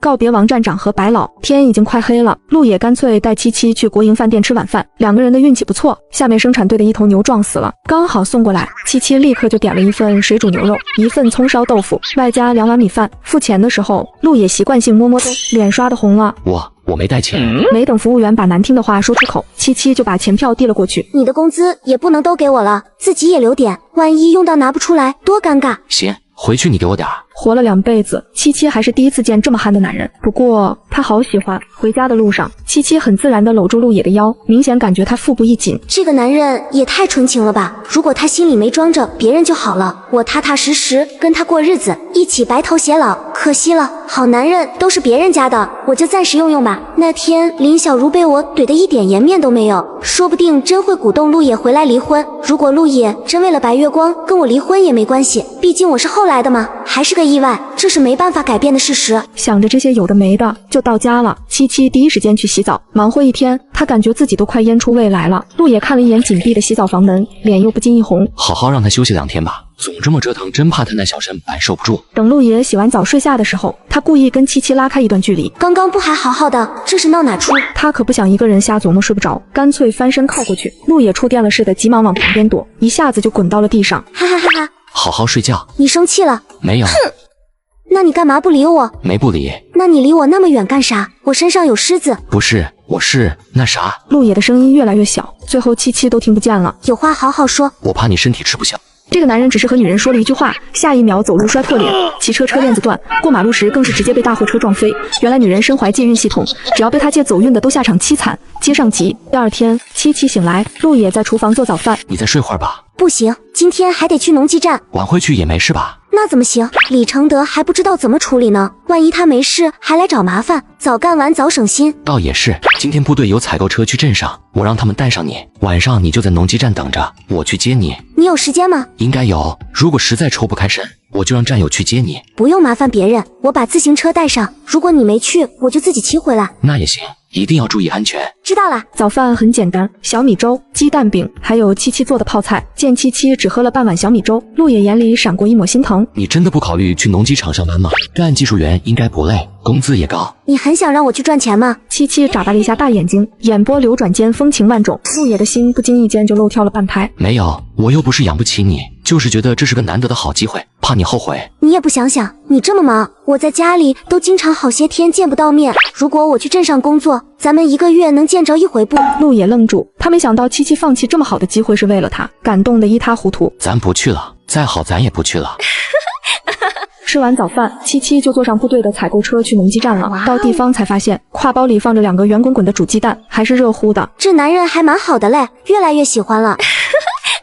没有陆野帮忙，七七的效率反而更高了些，主要是搬搬抬抬的活省了。他想要什么，直接收进空间，然后精准无误的放在指定位置上。1个上午，七七就把拖拉机的大框架组装完成了。七七洗了手，骑上自行车去国营饭店吃饭，因为忙得太投入，不小心过了饭点，菜基本上都卖完了。请问还有什么能吃的？给我来1份就行。还有手擀面，那就来1碗吧，谢谢。七七正吃得带劲，门外走进来一个熟悉的身影，是林小如，她身边还跟着一个皮肤微黑的小伙子，看他的眼神里满是小星星。2个人根本没注意到角落里的七七，林小如还是一副娇羞模样，小伙子的眼睛跟抹了万能胶一样，粘在他身上根本挪不开。小伙子想大方一回，把好吃的菜名都报了一遍，就剩手擀面了，吃不吃？小如，下次我一定请你吃好的，今天先凑合一下。手擀面挺好的，我爱吃手擀面。那真是太好了，来2碗手擀面。小伙子乐翻了，根本没注意到林小如眼神中一闪而逝的嫌弃。七七原本想快点吃完回去干活，现在也不走了，他感觉这绝对是一场好戏。小如你放心，3转2响和200块钱的彩礼我都准备好了，明天就找媒人去你家提亲。这是知道在陆野这儿没希望了，出来找下家的。我们才认识几天啊，就提亲，是不是太草率了？小如，我看见你的第一眼就认定了你，我一定会对你好。等结了婚，我挣的钱都给你，家里的大事都听你的。呵，这小伙子可以啊，赵勇，我知道你是个好人，对我也是真心的，什么都愿意给我。那是当然，你要什么我都给你，你的愿望我都帮你实现。林小如轻咬着下唇，眼神里带着钩子。我只想要你的好运气。行，都给你。我擦，这个林小如也太不是人了，利用别人的感情找人家借运。赵勇被他迷得5迷3道的，想阻止都来不及。就在七七愣神的功夫，那2个人已经起身离开了，还没走出几步，赵勇就来了一个平地摔。林小如假惺惺地扶起他，你没事吧？都流血了。没事，是我不小心，没吓到你吧？我没事，你快去医院吧，流了这么多血。我先送你回去。赵勇急忙去推自行车，可脚下一蹬，车链子就断了。怎么这么倒霉？这才哪到哪啊，倒霉的事还在后面呢。小如，你等我一会儿，我先去对面修车。说完，急火火地推着自行车向马路对面跑。砰！刺耳的刹车声吸引了所有人的注意。正在过马路的赵勇被一辆卡车撞飞出去，林小如却趁乱悄悄溜了。这对于在和平年代长大的七七来说，冲击力实在太大。特别是他还知道赵勇的死是因为他被林小如借走了全部气运。林小如这么一个视人命如草芥的人，陆也是眼瞎了才会喜欢他吗？不行，得快点把他的系统抢过来，不能再让他害人了。接上集，七七憋着一肚子火回到农机站，组装拖拉机的速度更快了，泄愤一样。在他刚刚把一台拖拉机组装好时，李承德来了。哟，还真让你捣鼓出一台拖拉机。李承德眼神猥琐地把七七从头到脚打量一遍。不过这拖拉机用的可是农机站的零件啊。这台拖拉机本来就是给农机站组装的，王站长答应借我用1天。七七这么说，让李承德事先准备好的台词一句都用不上了，十分气恼。哼。你弄这玩意能不能开还不一定呢，得意什么？李主任说的对，一堆破烂拼吧就能当拖拉机开，没水醒的吧？我看就是个花架子，别跑2圈就散架了。能不能开拿点柴油来试试不就行了？柴油那么金贵的东西是你想拿就拿的，万一开不了你得赔偿损失。对，万一这破拖拉机不能用，你就得赔钱。对，不能用就赔钱。你在玩什么呢？这么入迷？当然是曹溪守望者，正好5一期间大赠回馈，不仅有海量道具免费抽，1000刀就送魂剑行者限定皮肤，还有全新大地图、全新战斗方式、闹天光、寻宝藏、打地鼠、战天王，真不错，回头我也试试。行，如果这台拖拉机不能开，我赔100块。100块，在这个20块钱彩礼就能娶个媳妇的年代，绝对是一笔巨款。这可是你说的，不许耍赖。对，让他立字据，不然一会赖账怎么办？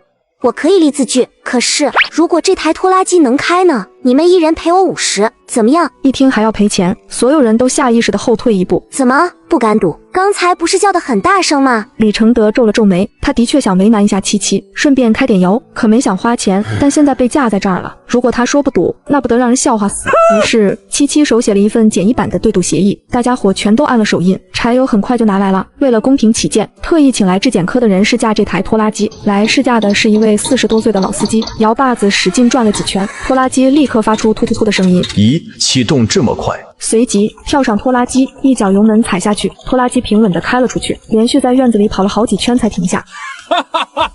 这拖拉机比农机厂的新拖拉机都好开啊！哼，你确定？李承德的声音里带着威胁，老司机不明就里，还沉浸在发现一台好拖拉机的喜悦中。千真万确，不信你们自己试试，特别好开。李主任，不会是输不起吧？只要你承认，这钱我就不要了。如果这不是在农机站，李承德真会直接赖账。可周围都是看热闹的同事，他丢不起这个人，从口袋里掏半天，总算凑够了50块。给你。李承德肉疼的要命，这50块钱都赶上他1个月工资了。其他人见李承德这么轻易就把钱给了，一个个都有些不知所措。主任，我没带那么些钱。我也没带。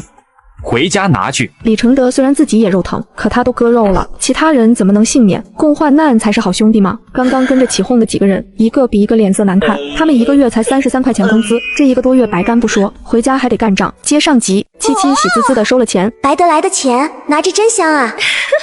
李承德的眼里闪过一丝狠戾，被七七敏锐的捕捉到，知道他要使坏。都等到晚饭点了，还不见陆野的影子，指望他来接也不现实。要真遇到危险，大不了躲进空间，总不至于真出什么事。七七一咬牙，骑上自行车就往回赶。见七七出门了，李承德立刻给身边的人使了个眼色，那人快步向外跑去。七七还没走出多远，就发现后面跟着几个街溜子，他们都骑着28大杠，在他身后不停地吹口哨。目前还在镇上，街面上有不少人，可回部队有一段路非常荒凉，道路两边都是草垫子。七七想着，他们一定会选择在那里下手。果不其然，刚走到草垫子，就有2个人突然加速，超过了七七，并来了个急停，2辆车直接横在了马路中间。哟呵，条子真正，赔个几个乐呵。她明明只是一个娇弱的小姑娘，可没有男人是她的对手。6个壮汉将她团团围住，下一秒就让6个壮汉哭爹喊娘的求饶。哟呵，条子真正，赔个几个乐呵呗。是李承德让你们来的。呵呵，小丫头还挺聪明。聪明有什么用？惹了不该惹的人就得倒霉。放心，哥几个会疼你的。挡在前面2个人，后面又跟上来4个，一群人笑得要多猥琐有多猥琐，绝不能让他们得逞，否则我这辈子就毁了。七七第一次觉得戚明月是个好人，他竟然在空间里藏了防狼喷剂和电棍。哥给你们打呀，瞧好了，洞子你可悠着点。天已经暗了下来，七七嘴角勾起的一抹狡黠，就在他们最得意忘形的时候，七七动了。我的眼睛啊！见东子着了道，其他人蜂拥而上，举起拳头就朝七七冲来。七七举起防狼喷剂一顿狂喷，啊，疼死我了！什么玩意？我眼睛看不见了。七七先用防狼喷剂封住他们的眼睛，随后掏出电棍，电得他们哭爹喊娘。这还不解气，七七小手一挥，把6辆自行车全部收进空间，秉承着雁过拔毛的心态，又把他们身上搜刮了一遍。可惜这6个人都是穷鬼，全加起来都没凑够10块钱。七七嫌弃的撇撇嘴，最后把他们的衣服也扒了，每人只留一条裤衩子，用木棍挑着，准备扔到草垫子里面去。可一抬头，整个人都僵住了。陆野，你什么时候来的？什么叫社死？七七终于切身体会到了。陆野看到我彪悍的扒男人衣服会怎么想？不会把我当成女流氓吧？好想哭。你在干什么？陆野的脸比这天还黑。他们劫我。原本干坏事被抓包，多少有点心虚，可一想到自己刚刚的经历，又被这个男人凶，委屈一下涌上来，声音里都带上了哭腔。陆野的心尖跟过电了一样。就说嘛，我家七七娇娇软软的，又那么善良，怎么会做为非作歹的事呢？一定是这些人的错。你没事吧？有没有受伤？陆野拉着他前后检查一遍，确定没事才放心回家。陆野帮七七把自行车扶起来，神色突然顿了一下，随后就见陆野拿起那些人的衣服，使劲扔到了草垫子深处，可比七七扔得远多了。陆野真帅，陆野好 man， 陆野我爱你，陆野我要给你生猴子。回家路上，七七抱住他精瘦的腰，整个人靠在他宽厚的背上，感觉特别踏实。我一个弱女子，即便是能找到工作养活自己，也要面临各方面的危险。嫁给陆野能让我安安稳稳的，所以这个婚不能离，一定要抓住这个男人，可怎么才能抓住陆野呢？要不生个孩子？呸呸呸！七七，你一好好的姑娘，什么时候需要靠孩子绑住男人了？两个人回到家的时候，天已经黑透了。七七下了面条，切点黄瓜丝，用之前做好的肉酱拌着吃。陆野3两口就吃掉1碗，连续吃了3碗才停下。七七抬头看向他，欲言又止。他想告诉陆野，林小如不是好人，别再喜欢他了。可是真相根本不能说，说了陆野也不会信，只会认为他是因为嫉妒挑拨离间。最终七七也没说出口。我下午一直开会，结束了就去接你，可还是晚了。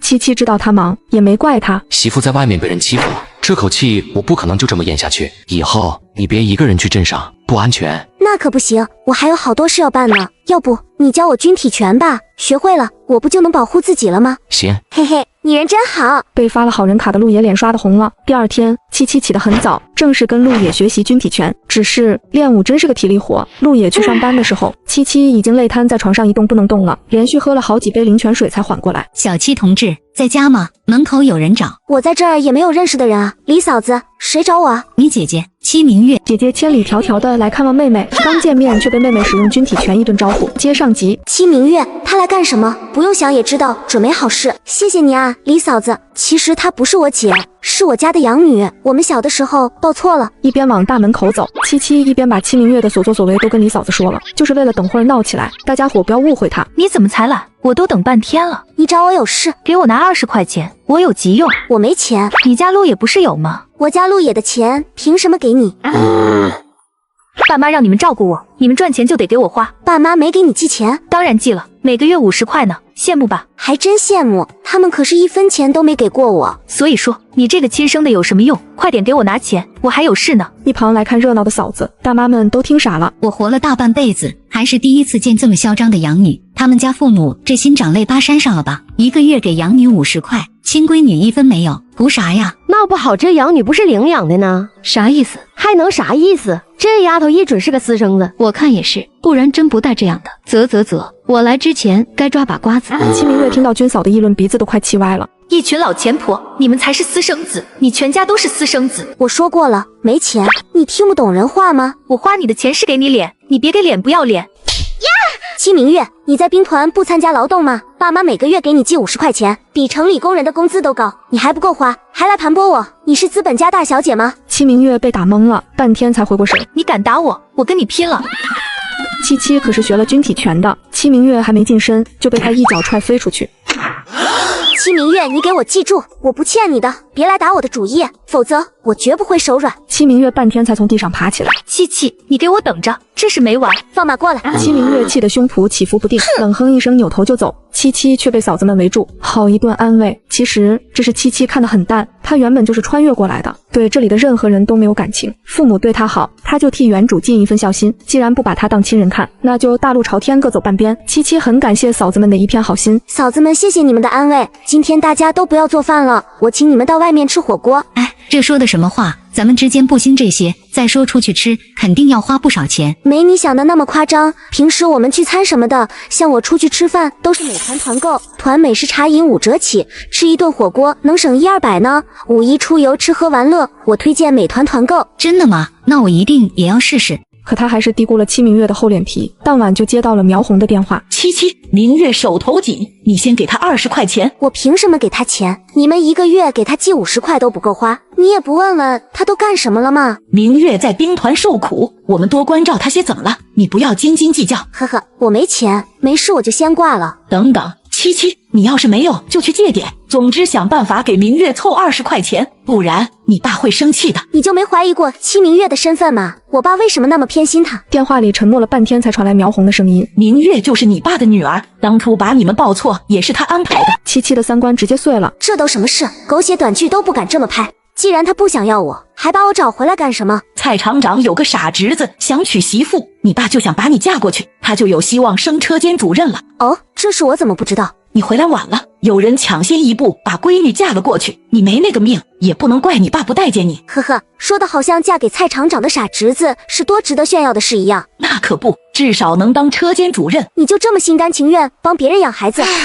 我能有什么办法？我不对明月好，你爸就要跟我离婚。所以为了保住你的婚姻，连自己的亲闺女都不要了。还不都怪你，你要是个儿子，我能不要你？戚明月也是闺女，这是生个儿子能解决的问题吗？你不要自欺欺人了。那能一样吗？明月他妈是你爸的心尖尖，他就心疼他们母女，我能怎么办？算妈求你，你好好对明月，妈的日子也能好过点儿。不可能，你怎么这么不懂事？你就不能体谅一下妈的难处吗？你非得把妈逼死才甘心？你难道不是在逼我吗？把我生下来就扔了，现在又舔着脸让我帮你讨好那个男人，你配做我妈吗？不管怎么样，你都是我生的，不帮我你就是不孝。你就当没生过我吧，你闺女早死了。七七说完就挂断了电话。如果这个人再打过来，就说我不在，谢谢。好，这个年代的座机电话听筒普遍漏音，几个门卫看七七的眼神都充满了同情。回到家，七七就去厨房做饭，饭菜刚上桌，陆野就回来了，脸色阴沉，一看就知道心情很不美丽。怎么了？不开心？爸给我打电话，让我给明月送50块钱去。他早上来找我不是要20块钱吗？这就涨价了。爸说你把明月打了，得赔医药费。所以呢，你是怎么想的？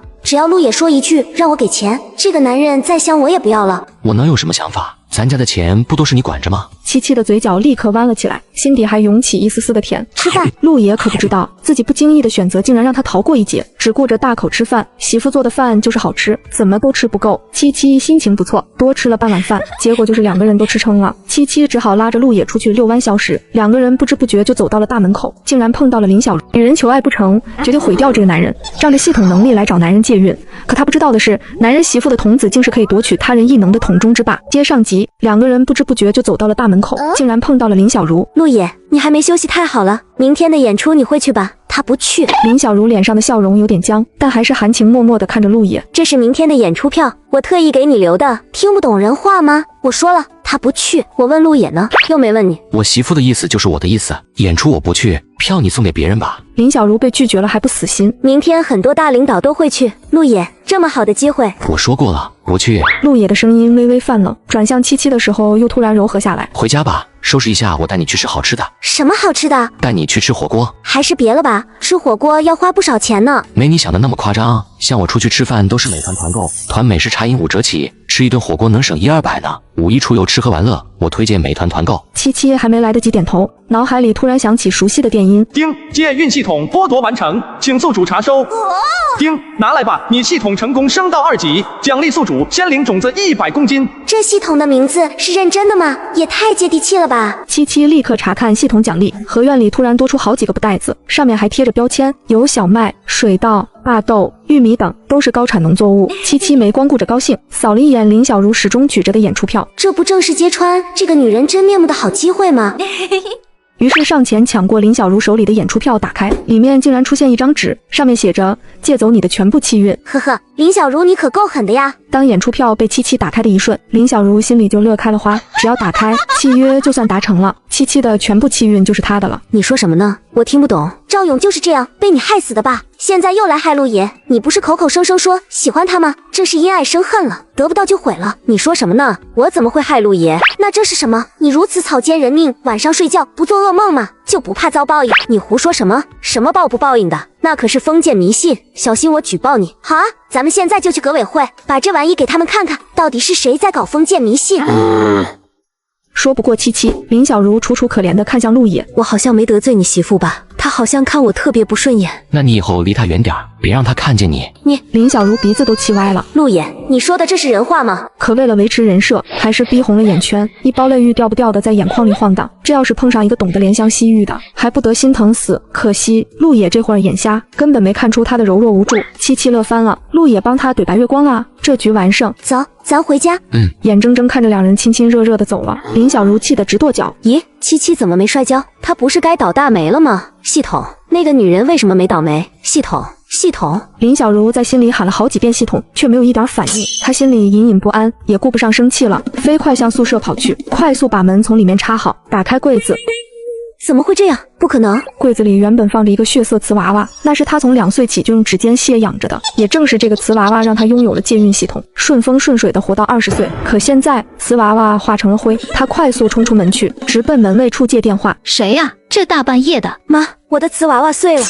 怎么会这样？小茹，你可别吓妈！到底发生了什么事？突然意识到这是不能在电话里说。小茹，你赶快回宿舍，千万别出门。妈这就过去看你。好，妈你快点来，我害怕。别怕，有妈呢，你乖乖回去睡觉。妈妈很快就到。好，我马上回去。林小茹放下电话，风一样回到宿舍。我不能洗，我不能洗，我不能洗。此时七七却心情好到飞起，美美的泡了个澡，跟陆野过起了没羞没臊的生活。男人明明只是看了女孩一眼，却让女孩有一种很羞耻的感觉，就连胳膊上都会起满鸡皮疙瘩。丁，检测到吴领导有透视异能，是否剥夺？什么？这个老男人太猥琐了，难怪他一直盯着我看呢。系统，我是不是被他看到了？七七快委屈死了，声音里都带着哭腔。有本系统在，他什么都看不见。那我家陆野是不是被他看光了？如果不出意外，是的。七七这个火大呀，还发不出来。抢，必须抢来！原来自从上次七七在农机站把深耕机制造方法分享出去后，深耕机很快在他开垦的荒地试验成功，获得农机厂和军区领导的认可，为他送来锦旗和奖金。却不想分开时，七七却发现教政治思想的吴领导竟身怀透视异能。透视异能剥夺程序启动，只需宿主直视对方眼睛1分钟即可。我擦，你怎么不早说？人都走了。领导这个级别的人可不是七七想见就能见的，错过今天，下次什么时候能见着还不知道呢。吴领导，我觉得光技术过硬还不够，得加强思想政治学习，才能全面发展。你能有这样的觉悟非常好，值得所有人学习。我会把你的事迹在整个家属院，包括整个军区推广，号召大家多动手，多动脑，为国家建设出一份力。哪怕个人的力量微薄，但伟人不是说了吗？星星之火可以燎原。这个吴领导那口才真不是盖的，不但侃侃而谈，还配上了适当的手势，跟站上了演讲台一样。七七死死盯着他的眼睛，脑海中显示着倒计时。丁，恭喜宿主，透视异能剥夺程序已完成，请宿主查收。Yes。刚刚由于不敢眨眼间，眼底竟泛起了泪花，看起来十分激动的样子。吴领导认为七七一定是被他的话感染了，感动得一塌糊涂。小七同志，你不但业务能力强，思想觉悟也这么高，真是年轻一代的楷模啊！是吴领导教导的好，你说的每句话我都会牢记在心。好，太好了！如果所有年轻人都像你一样，我们的工作就好做了。我一定更加努力，绝不让领导失望。吴领导慢走。异能到手，七七也不想继续听他逼逼了，急忙送他上路。好，小七同志你忙，以后我们多交流。多谢吴领导指教，你慢走。可算把这个大变态送走了。七七长舒了一口气，刚刚有那么多领导在，院里的嫂子大妈们都没敢往跟前凑，现在呼啦一下全围了过来。最近有兄弟说用手机看视频不清晰，想要更爽更高清的话，推荐你使用抖音电脑版。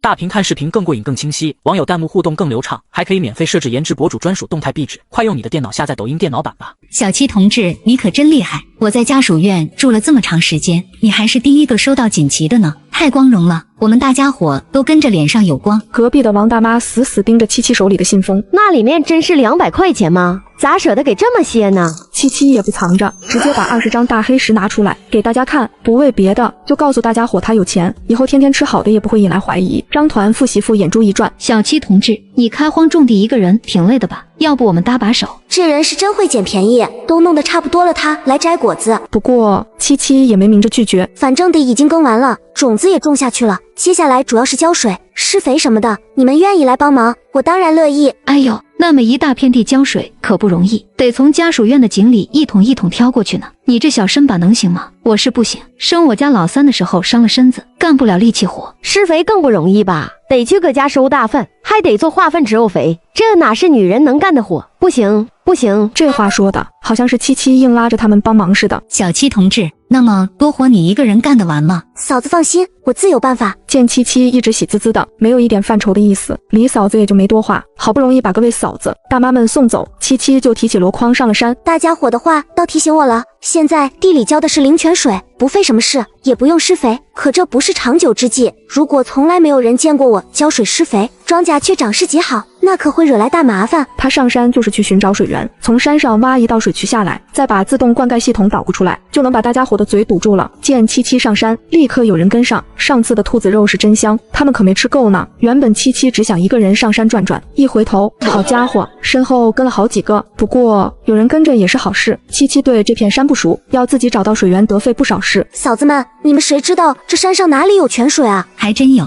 就在西边的坡上，不远。能带我去看看吗？能啊，咋不能呢？几个人没一会儿就到了那处泉眼，水量充足，而且这里距离山脚下并不远，更方便挖水渠。七七把这个地方记下，准备回去把水渠的图纸画出来。想办的大事办好了，七七又下了几个套。这些天一直忙，家里的肉吃完了都没时间去买。女人多了，话题也多，谁家男人半夜被关门外面了？谁家女人爱占便宜？反正就是这些家长里短的。一声动物的嚎叫声把大家吓一哆嗦，这才发现光顾着说话了，已经不知不觉进了深山。跑，快跑！她明明只是一个娇弱的小姑娘，却敢独自对抗发了狂的大野猪。野猪疯狂地向她冲过来，她却丝毫不慌，下一秒就让野猪一命呜呼，噎上级。大家这才发现，光顾着说话了，不知不觉已经进了深山。跑，快跑！李嫂子听到声音，脸色煞白，声音都劈叉了。大家伙立刻撒丫子往山下跑去，鞋跑掉了都顾不上捡，只有七七站在原地没动。如果没听错，那应该是野猪。我利用空间能力搞到一头，应该问题不大。于是七七找到一片浓密的树丛躲进去，大概等了几分钟，终于看到了野猪的身影。这头野猪也太大了吧，估计怎么也得300多斤，只是它跑起来的姿势好怪异，摇摇晃晃的。跑进了七七才发现野猪后腿受伤了，掉了一大块肉。七七瞬间乐了，这都不用找理由了，快速把身边一块100来斤的大石头收进空间，等野猪靠近了猛地向他砸去。而此刻跑到山下的李嫂子终于发现七七没跟上来，也顾不上喘口气，立刻跑去部队找陆野。你媳妇身上野猪，快！李嫂子，你帮我去卫生所买些纱布和碘伏，这些钱你拿着用。不用了，我有钱的。我那天在家里打扫卫生的时候，发现屋子里有好多物品都用不到了，放着也是浪费，就把它们挂闲鱼上了。现在闲鱼还有压发布和托管功能，卖闲置可方便了。我已经回血了好几千，闲鱼真的是太神奇了。那我也去试试。你们几个快拿上武器跟我上山。媳妇，你可不能有事，等我。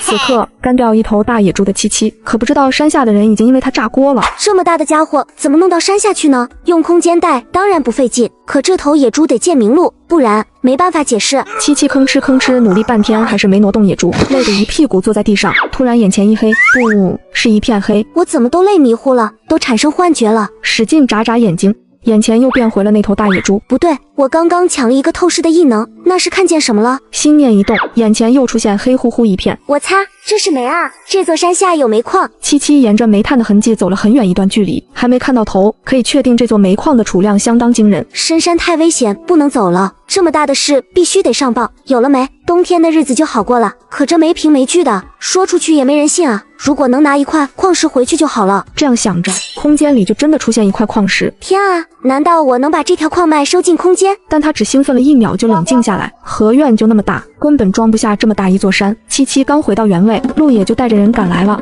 谁让你到处乱跑的？陆野这一声吼，周围的树杈都跟着颤了颤。七七被吓得一哆嗦，眼圈倏地红了，嘴巴一扁就哭了出来。陆野，你凶我！陆野大步走过去，一把将他按进怀里，那力度恨不得把他揉进骨头里，声音都打颤。别哭，你吓死我了。那你还凶我，我就不害怕吗？你还凶我？对不起，我错了，别哭了，让我看看伤着没。陆野把七七上上下下都检查了个遍，确定他没受伤，脸色才缓和下来。你怎么不跟大家一起跑？一个人多危险。你当我不想跑吗？我都吓死了，一抬头人都没了。七七哭得上气不接下气，可把陆野心疼坏了。好了好了，不哭了，咱回家。报告营长，这头野猪怎么处理？这野猪是你打死的。我哪有那么大本事？他自己撞死的。回家，把野猪送炊事班。是。战士们乐疯了，可算有肉吃了，我嘴里都淡出鸟来了。可是呗，都不记得上回吃肉是什么时候了。小嫂子运气可真好，能碰上这么大的野猪。一路上陆野就没撒手，把七七的小手攥得生疼。回到家才发现七七冷白的皮肤上出现几个清晰的红印子，陆野心疼的帮他揉了半天。弄疼了吧？对不起，我太着急了。七七心里五味杂陈，陆野的焦急是真的，心疼也是真的。如果没有那根红头绳，七七相信眼前的陆野是真的喜欢他。可当初七七只是想看看那根红头绳，陆野的反应就那么激烈，要不是爱到骨子里，怎么会那么在意？难怪古代的男人都3妻4妾，他们这种生物就是能做到吃着碗里的，看着锅里的。哼！见七七脸色不好，陆野急忙把人揽进怀里哄：“媳妇，别生气了，晚上我给你炖肉吃。”七七让自己冷静下来。这座山里有煤矿。真的？你是在哪找到的？就在你找到我的地方，再向北一点。你好好在家待着，千万别乱跑，我去向上级汇报，这可是大事，在上面没有指示前不能跟任何人说。我知道。看着陆野离开，七七发了一会呆，就回屋去画水渠图纸。当晚，七七没等到陆野炖的肉，连他人都没等到，却等来了林小茹。虽然天已经擦黑了，依然能看见他脸色惨白，一点血色都没有。眼前的两人明明向来不对付，可今天女人却破天荒的主动来找对方，甚至一见面就当场跪下。爹上集。你找我有事？我是来求你的，我跟你可没什么交情。七七，你跟陆野离婚吧，我需要他，反正他也不喜欢你，你们在一起不会幸福的。只要你答应离婚，我给你一大笔钱。林小茹，你这人是不是有大病？你喜欢陆野找他去，跟我这比比啥？只要你答应离婚，我们两个一辈子都会感激你。陆野的性格你也知道，他是不可能主动提离婚的，所以只能我来求你。你有什么条件我们都答应，你就跟他离婚吧。原来就在之前，女人仗着系统能力来找七七借孕，却反被七七的童子夺走了借孕能力。天生福薄命的她失去借孕能力后，为了活下去，又把主意打到了陆野的身上。七七的胸口气得不断起伏，太欺负人了！你们喜欢秀恩爱，就不能躲远点，非要舞到我面前来？这婚可以离，但也得是我自己想离，绝不是这样被逼着妥协。哼！林小茹，只要有我在一天，你这辈子都别想嫁给陆野。说完，七七重重的把门关上。陆野，好你个伪君子，在家里跟我腻腻歪歪，出去还跟人家山盟海誓，怎么好事都让你占了？七七感觉自己的胸腔都要炸开了。陆野，看晚上怎么收拾你。结果陆野一夜未归，也不知道是有任务，还是跟林小茹商量离婚的事去了。七七的心口一阵憋闷，去院子里打了一套军体拳，洗澡、吃饭、下地干活。男人不是生命的全部，全世界只有自己最靠谱。努力吧，七七，你是最棒的。给自己打足了气，七七瞬间满血复活。陆野一连好几天不见踪影，七七却过得一点都不差，叫上嫂子们一起上山。这次他抓了一只野鸡，还找到10几个野鸡蛋。小七同志这运气真是没得说，羡慕不来。是人家自己有本事。就小七同志这身条，你家路也不得被你迷得找不到东西南北。嫂子们可饶了我吧，咋啥话都说呢？哟，年轻脸皮薄，咱们不逗你了。谁家不是那点事？有啥好害羞的？我跟你们说，我家老王这结了婚的老娘们说话真是荤素不忌。七七觉得自己算是脸皮厚的了，也被他们说的脸颊发烫，一路说笑就来到一个山坡，一片小花吸引了七七的注意，他拿出小铲子就是一顿挖。小七同志，你闷头干啥呢？李嫂子，这里有野生山药，这东西顶饱，还好吃。真的假的？一听有吃的，大家伙都凑了过来。我还能骗你们？快挖吧，这种花下面就是。好嘞。这些老娘们也不光会打嘴炮，干起活来都是一把好手。一根根半米长的山药被挖出来，一个个嘴巴都笑歪了。小七同志，这玩意得咋吃啊？把皮削了，炖着吃，煮汤都行，就是上面的粘液刺激皮肤，会很痒，削皮的时候注意点。行，我回去就炖一锅。这次出门收获真是不小，每个人都挖了满满一箩筐野生山药。哎呀，还是得跟着小七同志出门，哪回都不走空。哈哈哈，嫂子们可别这么说，我也就是运气好那么一丢丢。晚上七七煲鸡汤，里面放了不少山药，给今天一起上山的嫂子们每家送去1碗。你看，跟着你挖了那么多山药，还吃你的鸡，多不好意思。那有啥，都一个院住着，你们有好吃的再给我。七七摆摆手，小跑着回家吃饭。媳妇，我回来了。七七刚跨进家门，身后就传来陆野兴奋的声音，他头都没回，懒得搭理这狗男人。最近有兄弟说用手机看视频不清晰，想要更爽更高清的话，推荐你使用抖音电脑版。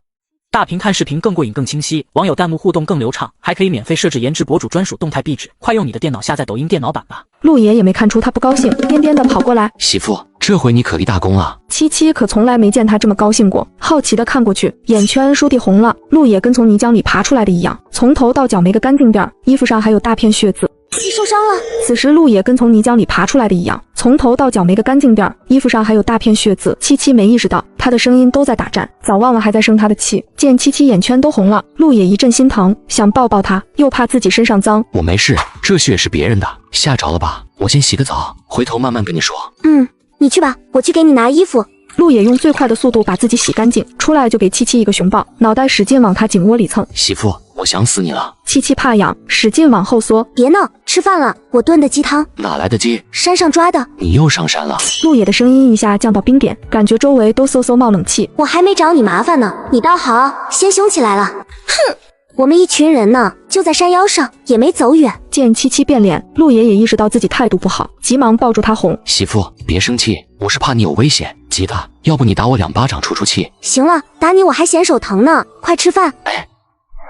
陆野欢快地在桌边坐下，七七把一大碗鸡汤放到他面前。媳妇，这是我2次任务的奖金，提前发了，这些你拿着用。不用了，我有钱的。我那天在家里打扫卫生的时候，发现屋子里有好多物品都用不到了，放着也是浪费，就把它们挂闲鱼上了。现在闲鱼还有 AI 发布和托管功能，卖闲置可方便了。我已经回血了好几千，闲鱼真的是太神奇了。那我也去试试。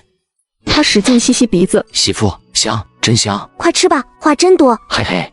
陆也是真饿了，整整吃了3大碗米饭，喝了2碗鸡汤，吃掉大半只鸡，才终于打了个饱嗝。还是家好啊！明明跟林小如都互许终身了，还在这假惺惺的，不累吗？戏可真好，奥斯卡都欠你个小金人。这次回来，陆也明显能感觉七七对他没有之前热情了。我也没干啥错事啊，肯定是那天走之前答应给他炖肉，结果直接去接任务，招呼都没打，媳妇肯定担心死了。陆也很有眼力见的把碗洗干净，还把厨房收拾得一尘不染。刚好七七洗完澡出来，他急忙跑过去把人抱起来就往卧室奔。我今天有点累，没心情。看来是真生气了，媳妇生气了得哄。陆也把七七揽进怀里。媳妇，我还没跟你说立功的事呢。说吧。你不是在后山发现煤矿吗？我当天晚上就带人过去了，想具体看看矿脉到底在哪儿。你猜怎么着？怎么了？陆也当天就上山了，应该是没跟林小如见面。意识到这一点后，七七心里也就没那么气了。我们竟然发现已经有人在开采了。怎么会呢？就是啊，我也纳闷，为了不打草惊蛇，我们悄悄摸了过去，竟然发现那群人说的不是国语啊！那是什么人啊？小日子呗。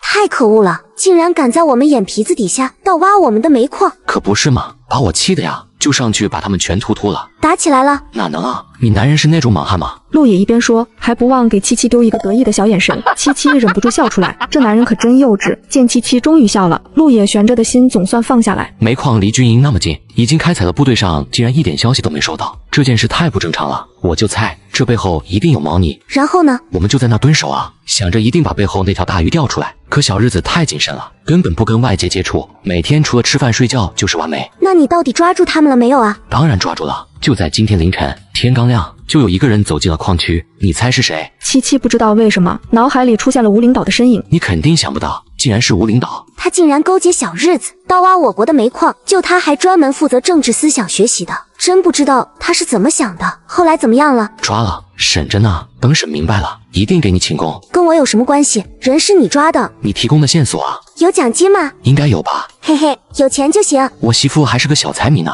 财迷怎么了？财迷好，我使劲挣钱给你花。这话没有一个女人不爱听。七七没出息的沦陷了，这一晚折腾的月亮都不好意思探出头来。第二天七七睡到中午才起，刚吃完午饭，李嫂子就来了。我家小白菜长起来了，给你送点。谢谢李嫂子。七七也不客气，直接收下，礼尚往来，关系才好处。小七同志，你听说了吗？林小如结婚了。接上集，林小如结婚了，你知道吗？林小如是谁？装，你在装，还假装不认识了。人家给你送演出票的事才几天啊。那个文工团的台柱子啊，他结婚就结婚呗，给你发请帖了。不是，他要结婚了。七七特意在结婚了这几个字上加重语气。你就这反应？我能有啥反应？他可是说跟你相亲相爱呢。他说你就信？他跟谁不相亲相爱？部队上但凡不缺胳膊少腿的，他都喜欢。七七彻底懵了，这啥情况？乌龙了？那我这些天生的气算什么？七七更郁闷了，他真想直接问问那根红头绳到底是谁的，可是这话要怎么问出口？陆也终于反应过来了，你不会是因为林小如跟我生气吧？那你可冤枉死我了，我跟他一点关系都没有。那你跟谁有关系？我跟谁也没关系啊。切，我信你个鬼！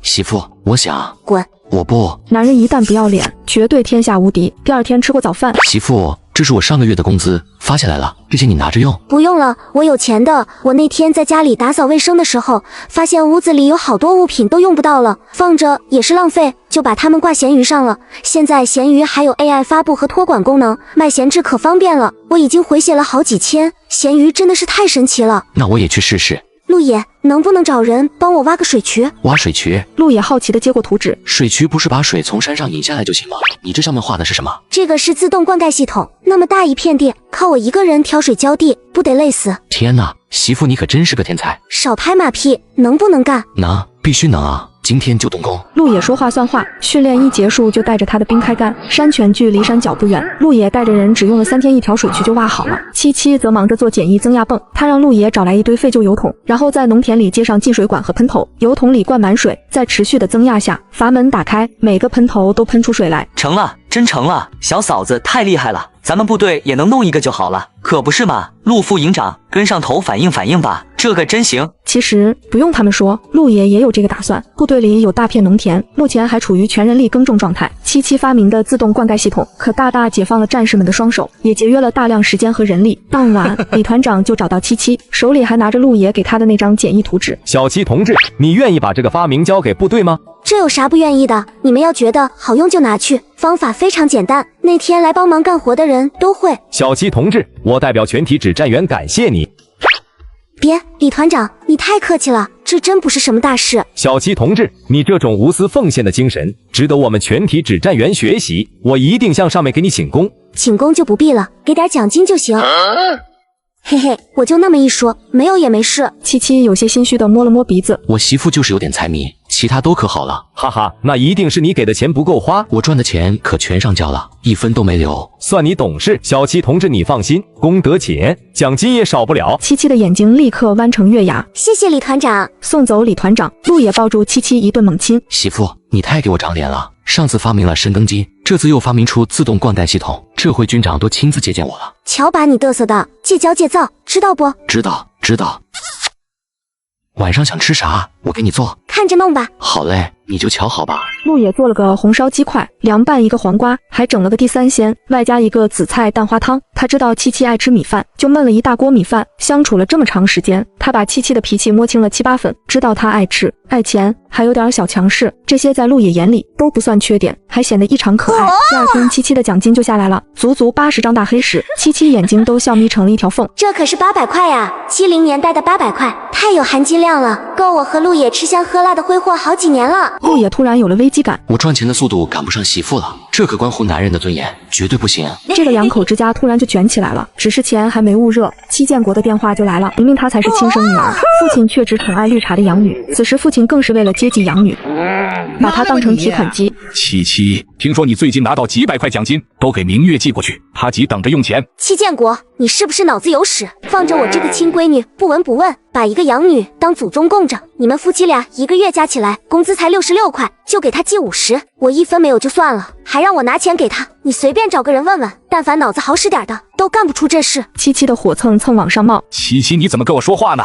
我是你爸。你也配？你养过我1天吗？别以为我不知道你当初为什么把我找回来，要不是厂长有个傻侄子，你这辈子都想不起我来吧。你胡说八道什么？哪有那回事？你不承认就算了，但是你偏心戚明月这养女可是事实吧？我怎么就偏心了？你有陆爷养着，风吹不着，雨淋不着的，他一个人在乡下吃苦，我不该照顾点吗？你去兵团问问，哪个知青一个月50块钱还不够花？你这是照顾吗？你是在滋生他的资产阶级情调，你这个想法很危险，小心他被举报。你敢？你要是敢动这龌龊心思，我就去部队举报陆爷，你们都别想好过。你还好意思说陆爷？他的烈士遗骨抚恤金都被你贪了吧？你在胡说八道，我打死你！这么些年他不吃不喝，把他养大不用花钱吗？政府每个月补贴10块钱呢，你往他身上花过几块？摸摸你的良心再说。你这个不孝女！不用叫那么大声，父慈方有子孝，现在你自己身上找原因。你气死我了！你七七懒得跟他掰扯，直接挂断电话，气呼呼的回了家。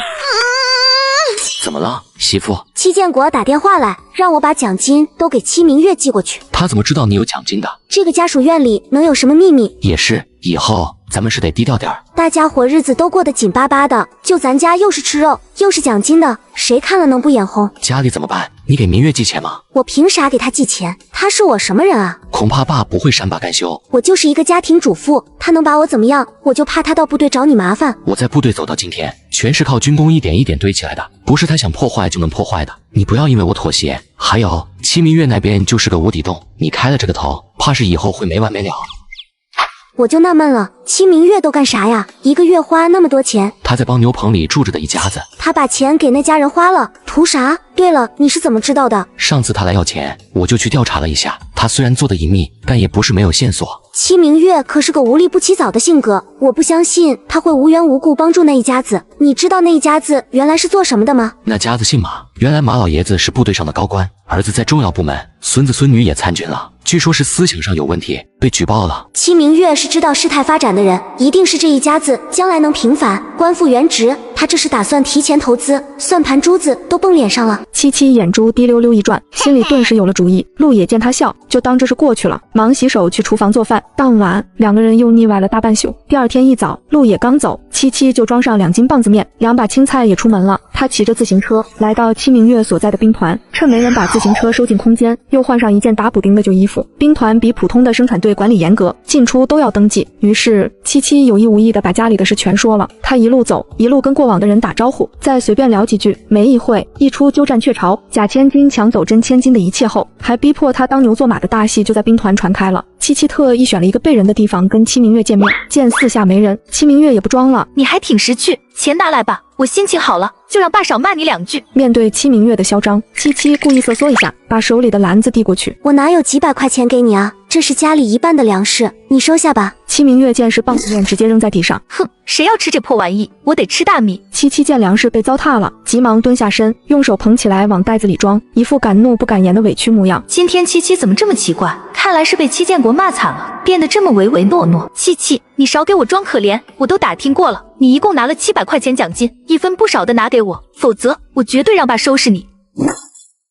最近有兄弟说用手机看视频不清晰，想要更爽更高清的话，推荐你使用抖音电脑版。大屏看视频更过瘾更清晰，网友弹幕互动更流畅，还可以免费设置颜值博主专属动态壁纸，快用你的电脑下载抖音电脑版吧。爸妈每个月给你寄50块钱，1分都没给过我。你虽然是养女，可比我这个亲生的过得好太多了。你咋还不知足呢？我连工作都没有，上哪拿奖金去？你一下子找我要700块钱，是想逼死我吗？七七眼泪啪嗒啪嗒往下掉，一副被欺负狠了的样子。少废话，700块没有你就去借，必须给我。戚明月，爸妈的宠爱给你了，家里的钱也都给你了，你怎么就不能放过我呢？我到底怎么得罪你了？呵呵，放过你，想都别想，你的存在就是对我最大的羞辱，我就是要抢走你的一切，把你踩在泥里，永世不得翻身。戚明月，你太欺负人了。欺负你怎么了？你能把我怎么样？我告诉你个秘密，知道我为什么来这下乡？她明明是一个唯利是图的女人，如今却巴结起了被下放到牛棚的落魄男人，不仅把每月的生活费都送给男人，甚至连做梦都想着嫁给他。接上集。我告诉你个秘密，知道我为什么来这下乡吗？我是冲着马杰来的，你知道马杰是谁吗？我不知道。你现在当然不知道，上辈子他可是爱你入骨的男人呢，明明知道你被陆野糟蹋了还要娶你，把你当眼珠子一样宠着。你别看他现在住在牛棚里，过不了多久他家就会平反，他会一路做到师长，而这辈子成为师长夫人的只能是我，你就别想了。你说什么上辈子？这辈子的我听不懂。听不懂也没关系，你只要知道我才是这个世界的女主，你只能倾尽所有给我铺路，这就是你的宿命。马杰知道你是这样的人吗？他知道你接近他只是为了当师长夫人吗？七七啊，让我怎么说你好呢？就没见过你这么蠢的。在马杰面前，我圣洁的跟白莲花一样，我也不怕你去跟他说我坏话，他不会相信的。唉，你虽然对我不好，但我还是想劝你一句，有空去医院看看吧，你这脑子怕是有问题。你脑子才有病呢，你全家脑子都有病。戚明月快被气死了，扑上去就想打七七耳光。你别生气，你消消气。中午了，要不我请你吃个饭吧？你想吃汉堡还是炸鸡？吃这个要花不少钱吧？没你想的那么贵。最近我发现闲鱼有很多的省钱神券，汉堡炸鸡9块9就能买全套，真的特别省。吃喝玩乐，我先推荐闲鱼，闲鱼真的太神奇了。那我也去试试。七七撒腿就跑，你给我站住，看我不打死你！戚明月气冲天灵盖，追上去抓七七的头发，手却僵在了半空。从转角出来，他才发现外面围满了人，其中还有马杰。他虽然站在边上，可从他的脸色就能看出，他什么都听见了。七七巧妙地躲过戚明月的偷袭，脑海中却响起了熟悉的电音。丁，检测到马杰身上有官运亨通系统，是否剥夺？系统，我跟马杰都不认识，没必要去抢人家的金手指。他刚走出兵团不远，正准备拿出自行车回家，马杰却从旁边的小路走了出来。你相信他的话吗？神？什么话？重生？怎么可能？人死了就死了，怎么会重生呢？他一定是脑子有病。我想你也不会信。马杰的眼神明显暗淡了几分，抬腿向兵团走去，背影竟有几分落寞。七七突然觉得这个人怪怪的，但也没多想，毕竟什么前世的丈夫，那都是原主的，跟他没有半毛钱关系。反正这一趟报复戚明月的目的已经达到了，他心情很好的回到家。你今天去兵团了？陆野，你说是不是有人跟踪我？怎么我干点什么，满世界都知道呢？哼！你说有没有一种可能？什么可能？戚明月收买了院里的某个嫂子，天天盯着你。他有毛病吧？我就那么一说，不见得是真的。我觉得就是真的。以后我们要绝对低调，先把戚明月的信息来源掐断。你说的对。这是我2次任务的奖金，提前发了，你收好。看见那一沓大黑时，七七瞬间乐了。哎呀，我男人就是能干，多一个。被糊了一脸口水的陆野笑得像个二哈。以后一定要多赚钱，媳妇喜欢钱。小夫妻俩和和美美的，戚明月那边的日子可不太好过，所有人见了他都指指点点，批判他是资本家大小姐作风，一个月50块钱都不够花，还压榨欺负妹妹，鸠占鹊巢也就算了，还欺负人家亲生的，这人的心思怎么这么歹毒？平时看着娇娇弱弱，原来是黑芝麻馅的，真是知人知面不知心啊！我见他有事没事往牛棚跑，该不是看上那个坏分子了吧？那种人也敢沾边，他怕不是显命长，说不定他脑子真有问题。谁家好人说自己是重生的呀？我看也是，莫不是精神病吧？戚明月从小到大一直是众星捧月，哪遇到过这些，气得躲在宿舍里哭了一整天。七七没再关注戚明月，今天他起了个大早，准备去镇上买点肉。镇上虽然远，可时不时的还是要跑一趟，家里吃的用的总要过明路，想着自己坐拥一个偌大的空间，物资一辈子都吃不完，还得天天演戏，心情就不那么美丽了。更让他意想不到的是，竟然遇到了马杰。两人明明第一次见面，男人却自称是她的老公，还想把她带回家。原来男人竟是重生而来。接上集，七七，我有话跟你说。我们好像不熟。我是想告诉你，重生是真的，我就是重生回来的。难怪他有系统，这是重生才有的金手指啊！我知道这样的话很难让人相信，但是我说的句句都是实话，请你一定要相信我。你想说什么？我是想告诉你，别对你的家人抱有任何幻想，不管你做什么，他们都不会对你好。哦，还有，戚明月是回来复仇的，他的目标是你。我怎么得罪他了？七七觉得这件事从头到尾都透着莫名其妙。是上辈子的事，你被找回家，他担心失去原有的宠爱和结婚对象，处处陷害你，让你爸妈越来越讨厌你，但他还是没有安全感，就给你跟陆野下药，想把你们锁死。但是陆野宁愿去自首，背叛无期，也不肯娶你。你家人嫌你丢人，直接帮你报名下乡。这也是他一直欺负啊！他报什么仇？要报仇也是我报才对吧？你都下乡了，戚明月也不肯放过你，到处散播谣言，让所有人都孤立你，处处针对你。那时候我们的处境都不好，可以说是患难见真情。等我家平反后，我把蔡家举报了，作为蔡家的儿媳妇，戚明月也受到了牵连，被下放到劳改农场。听说她在劳改农场被一群流氓欺负了，死得很不体面。而那个时候我的仕途顺风顺水，我们生活得很幸福，她或许是不甘心吧。这也太离谱了，找我回来报前世的仇。再说了，他倒霉不也是罪有应得吗？如果他不是把事情做得那么绝，你也不会针对他吧？如果他知道自己做的不对就好了，可惜他把一切受过的苦难都记在了你头上。这七七一阵无语。谢谢你告诉我这些，我会尽量离他远点。七七，中午了，要不我请你吃个饭吧？你想吃汉堡还是炸鸡？还是不了。再说吃这个要花不少钱吧？没你想的那么贵。最近我发现闲鱼有很多的省钱神券，汉堡炸鸡9块9就能买全套，真的特别省。吃喝玩乐我先推荐闲鱼，闲鱼真的太神奇了。那我回头也去试试。七七，我还有话说。说吧。马杰能把这么大的秘密告诉他，七七对他的印象好了不少。我不知道是不是因为我的重生产生了蝴蝶效应，这一世陆野竟然跟你结婚了。不过他绝对不是你的良人，我们才是相亲相爱的夫妻。既然已经这样了，这几年先让陆野照顾你，等我家平反了，我再回来找你，我们再续前缘。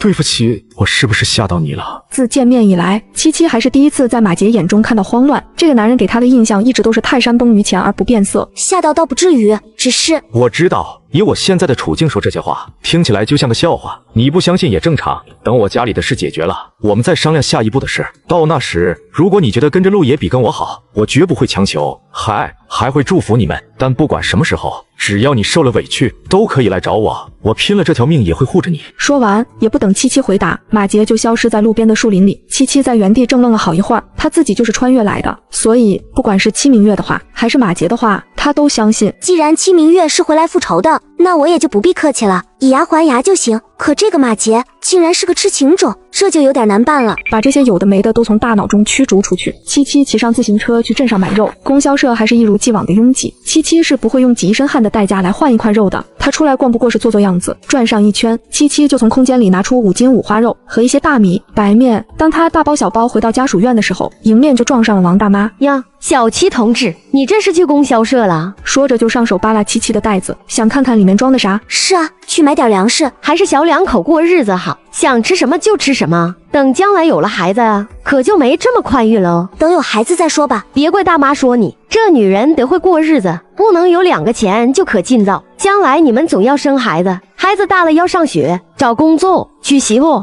动钱的地方多着呢。现在手松，到时候肯定抓下。王大妈，我得回家了，改天有空再陪您聊天啊。七七可没心情听他说教，不听老人言，吃亏在眼前。瞧这吧。中午路也不在家，七七就进空间吃烧烤，再配上点冰镇啤酒，这小日子真是给个神仙都不换。下午又去巡视他的领地，那10几亩荒地被他种了小麦、水稻和大豆，等丰收了再吃大米白面，就没人敢避避了。另几天，七七又琢磨出一个手动除草机，见七七推了个奇怪的机器出门，王大妈好心的凑上来：“小七同志，你这又搞什么发明创造了？上面给你发奖金了没？”我这是自己用的，上面发什么奖金？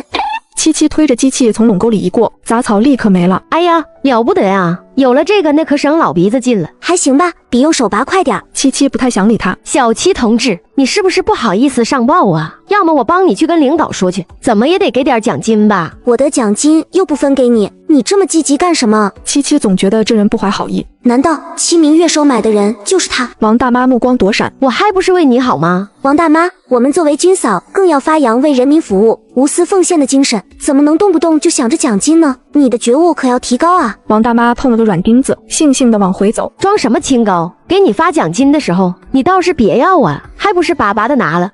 可以断定，被七明月收买的人就是他了。这老钱婆还有当特务的潜质，不简单啊！可惜没逃过我的火眼金睛。晚上陆野回来的时候，他把王大妈的异常说了。他离我们家近，家里有什么动静都知道，只要稍微留点心，就能获取他想要的情报。怎么办？被这么个人天天盯着，虽然不能把我们怎么样，可膈应啊！这件事交给我。你该不是敷衍我吧？我哪敢呀！其实我已经派人盯他好几天了，就差一手证据。天哪，你这么厉害的，我能干点什么？最好的办法就是引蛇出洞。哦，我知道了。七七立刻就有了。陆野，你相信人死了之后还会重生吗？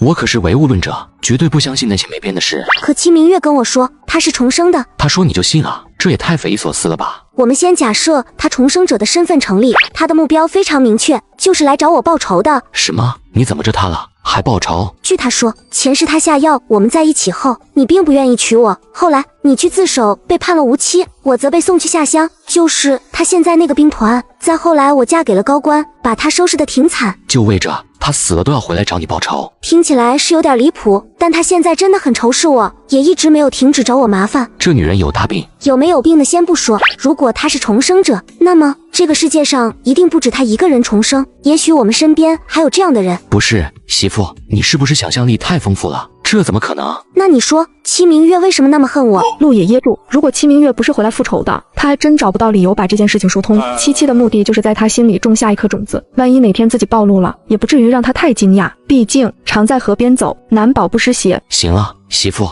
他到底是什么身份，跟我们关系也不大。不过如果他真是重生者，咱们就得防着他，这人太可怕了。七七被他一本正经的样子暖到了。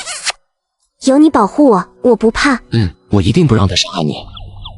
对了，他有没有说你上辈子嫁的人是谁啊？没有啊。真的？当然是真的。你想啊，他怎么会让我再续前缘呢？那他不是白重生了？也对。陆野总算安心。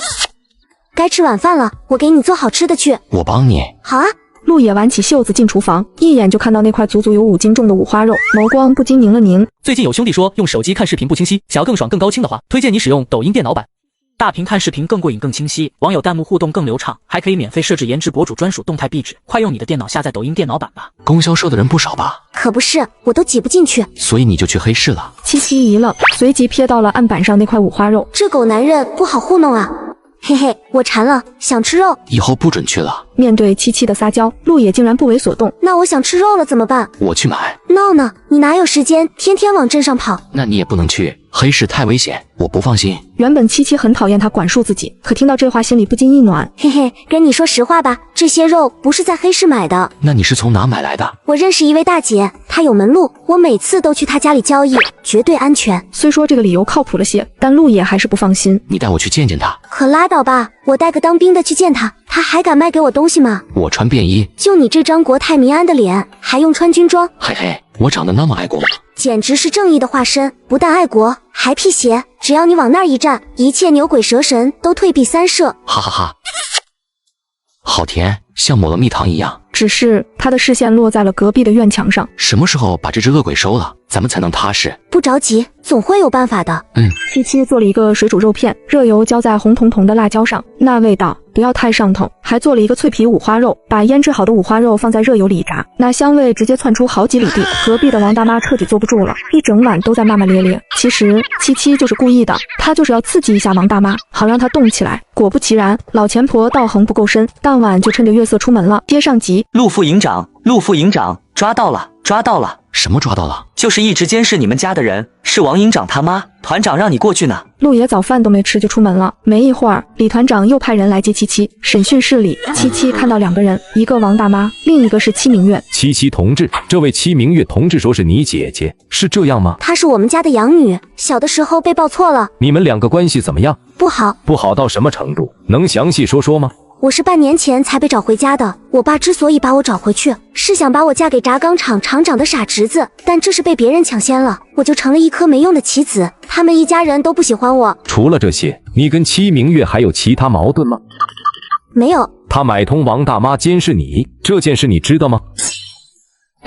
啊，不知道。最近你们发生过什么冲突吗？他找我要过钱，我没给。你知道他要钱干什么吗？不知道，我爸妈每个月给他寄50块钱，加上他在兵团劳动也有工分，我不知道他为什么还缺钱。那你知道他平时都跟什么人接触吗？不知道，他下乡的兵团我只去过一次，就是因为他找我要700块钱，我不给，我爸妈就打电话来骂我，我就想跟他说说，大家都是大人了，别有事没事找家长告状。我去那天，好多人都知道，包括我们说过的话，也被很多人听到了。一直坐在旁边默不作声的戚明月突然狠狠瞪过来，眼神里写满了警告。七七直接无视他。七七同志，感谢你的配合，我派人送你回去。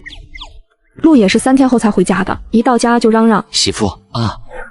七七给他端来一碗热气腾腾的打卤面，被他3两口就消灭了。现在是什么情况？还没出结果，王大妈就是贪财，没查出别的事，但性质恶劣，恐怕王营长要受到牵连。会怎么样？不知道，可能会降职吧。戚明月呢？他的问题有点复杂，家里每个月给他的汇款单都查出来了，证明确实有这回事，但他说不清这些钱的去向，上面怀疑他给特务组织筹集资金。你不是都查到他把钱给马杰一家花了吗？这也只是怀疑，并没有实证，而且已经彻底搜查过戚明月的宿舍和马家住的牛棚，根本没看见任何值钱的东西。这就奇怪了。不对，你怎么知道那人叫马杰的？啊，戚明月说的。你们怎么说到他了？他就顺嘴那么一说，我就记住了。七七真想给自己个嘴巴子，说话这么不注意，看来人是真不能说谎。陆爷眼睛眯了眯，敛去冷意。接下来几天，家属院里特别热闹，王大妈嚷嚷着要回老家，连家具都卖了。你说王大妈回老家干嘛卖家具啊？回来还不得买新的？回不来了。最近有兄弟说用手机看视频不清晰，想要更爽更高清的话，推荐你使用抖音电脑版。大屏看视频更过瘾更清晰，网友弹幕互动更流畅，还可以免费设置颜值博主专属动态壁纸。快用你的电脑下载抖音电脑版吧。啊？为啥呀？王营长连降3级，家属没有随军资格了，遣返回老家。那是有结果了？马老的案子复查结果出来了，他是被冤枉的，已经官复原职。这么快？马龙那个系统还真不简单。可不是，家人全都回原单位，只有那个马杰要调到我们军区。哦，你们不是要成战友了？他估计要顶王营长的位置。那不是要比你级别高了？戚明月呢？戚明月的事也查清了，他不但没罪，还立了功。立功？他干什么了？他把家里给的那笔钱捐给了军区总医院，采购了一大批药品和医疗器械。我怎么那么不信呢？有证据，总医院那边提供了采买清单。就算是有采买清单，也不能证明钱是他出的呀。这还不明白吗？有人保。呵呵，感情这件事就王营长一个人倒霉了。谁说不是呢？2个人正说着话，就有一辆卡车停在了隔壁大门口。隔壁来新邻居了。应该是。七七没把这件事放心上，可是3天后，七七竟然看到了戚明月。他穿着一身军装，就那么堂而皇之地走进了军区家属院，并且敲响了七七隔壁的门。接上集，七七竟然看到了戚明月。他穿着一身军装，就那么堂而皇之地走进了军区家属院，并且敲响了七七隔壁的门。更让七七意外的是，隔壁住着的竟然是马杰。七七整个人都不好了，那个信誓旦旦说要跟他再续前缘的男人，竟然明知道戚明月是回来复仇的，还跟他不清不楚。戚明月刚走，马杰就来敲七七的院门。七七，我搬到你隔壁住了，你知道吧？现在知道了，有事。我是想跟你解释一下，戚明月对我还有用，所以免不了要跟他打交道。但是你放心，我跟他之间绝对没有不正当关系，你千万别误会。你不需要跟我解释这些，我们不熟。七七，你怎么能这么说呢？我们明明才第2次见面，你却跟我说了那么多奇怪的话，不觉得失礼吗？你不信我？马杰怔愣了半晌才开口，声音里竟带了些委屈。我为什么要相信你？就你说的那些话，随便找个人问问，谁会信？七七，我一定证明给你看，让你相信我说的每个字都是真的。没必要，我男人不在家，就不请你进来坐了。慢走。七七，真是莫名其妙。如果再来纠缠，我不介意把你的系统收走，看你还怎么飞黄腾达。媳妇，你怎么把自己关屋里？谁欺负你了？没有，戚明月来了，我不想见他。他又来找你麻烦？那倒没有，他是去隔壁。隔壁？他认识我们的新邻居，看样子关系很好，在屋里坐半天呢。你知道咱们隔壁住着什么人吗？就看见一个男人，估计家属还没到呢。七七之所以这么问，是因为部队上有规定，只有结了婚的人才能申请住房，单身的无论什么级别一律住军营。一个有妇之夫还来找我说那些看似一往情深的话，肯定不是好人。七七撇撇嘴进厨房做饭，不管是戚明月还是马杰，只要他们不来找麻烦，七七就当他们不存在。如果非要舞到他面前来，七七一定不会让他们好过。当晚，陆也不知道怎么回事，特别猴急，在洗澡间里就开始不消停了。住在隔壁的马杰承受了跟王大妈一样的苦，连续冲了半宿凉水澡，才勉强把身体里那股邪火压下去。原本他还打算等自己这边稳定了再把七七抢过来，可这才第一晚他就受不了了。试问，眼睁睁看着自己媳妇跟别的男人酱酱酿酿，还不能去揍人，这谁受得了？第二天中午，七七刚从地里回来，就看见戚明月在他家门口转圈，一脸焦躁不安的样子。七七，你有多少钱都给我。你这人是不是有病？七七，算我跟你借的行吗？我急用钱，你有多少给我多少。你是去赌了吗？有高利贷追你？没有，不是你想的那样。戚明月一副快急哭了的样子。不是赌债，那是什么？你得绝症了，还是你爸妈要死了，这么急用钱？你怎么说话呢？我跟你说，这钱你给也得给，不给也得给，不然我就让爸妈过来找你要。呵，戚明月，你就这点本事啊？我还真高看了你。七七，今天不给钱，我不会让你走。你确定要在这儿闹？部队那边快下班了，你的那位未来师长可要回来了。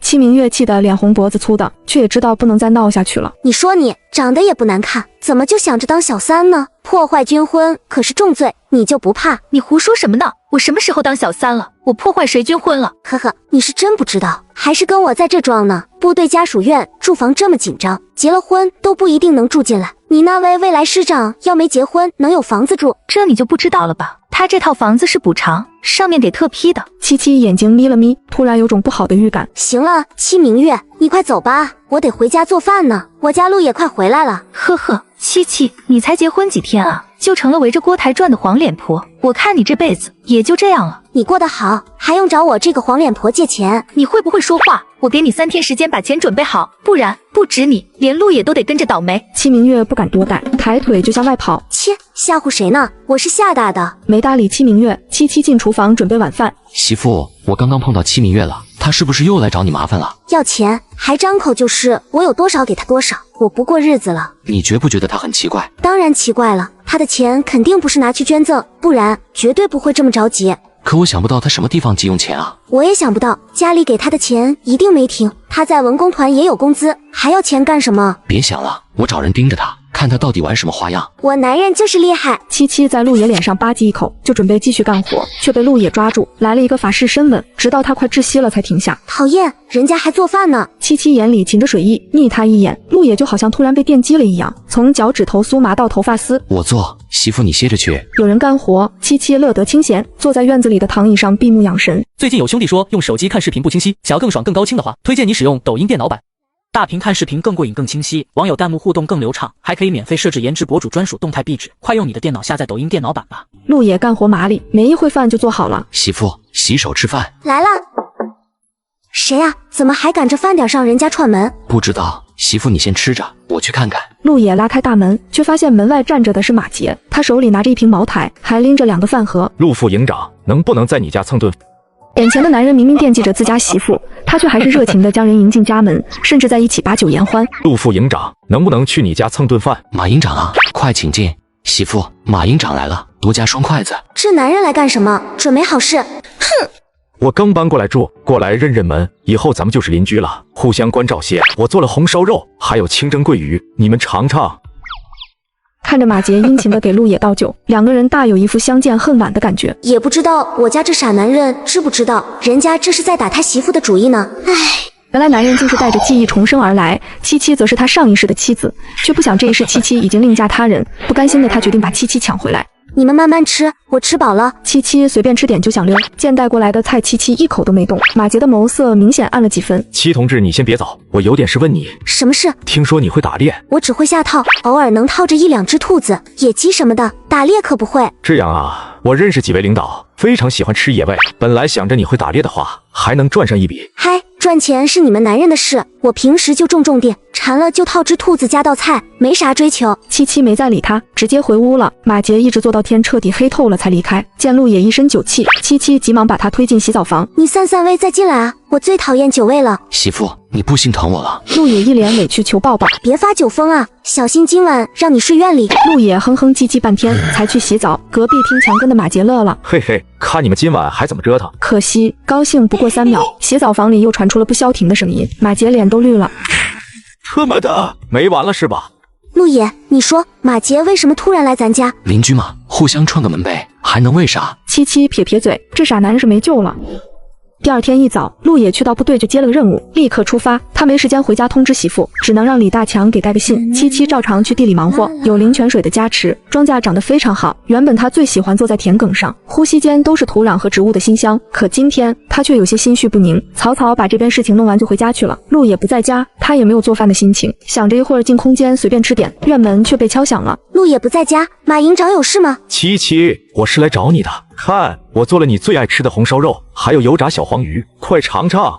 马营长，我是有夫之妇，我男人不在家，你给我送吃的，这要让人知道了，我的名声得坏到什么程度？你这个人就没点边界感吗？七七，我早晚是要带你离开这里的，你不用在乎别人的眼光。我什么时候说过要跟你离开？可我们才是夫妻，我容忍你暂时跟陆野生活在一起已经是极限了。七七使劲吸了一口气，怕把自己的肺气炸。就算你说的都是真的，那也是上辈子的事。现在我跟陆野才是夫妻，我们日子过得好好的，你能不能别来打扰我的生活？陆野，你们过得好好的，上辈子就是他害了你还不负责，让你经受了多少闲言蜚语，你都忘了吗？是啊，你说的上辈子，我一点记忆都没有，而且这些都是你说的，可信度有多少也没办法考证。我不可能听你随便说几句话就抛下好好的家庭跟你走，我不是那么随便的女人。马杰没想到七七会这么说，身上的精气神瞬间萎靡下去。我到底要怎么做你才肯谢我？既然你知道那么多，应该也知道我和陆野为什么会在一起吧？知道，是戚明月给你们下的药。那你还跟戚明月不清不楚的，让我怎么信你？我是没办法，只有他能帮我。他急用钱是为了给你？对，我有一个官运亨通系统，需要不断充值才能让我往上走。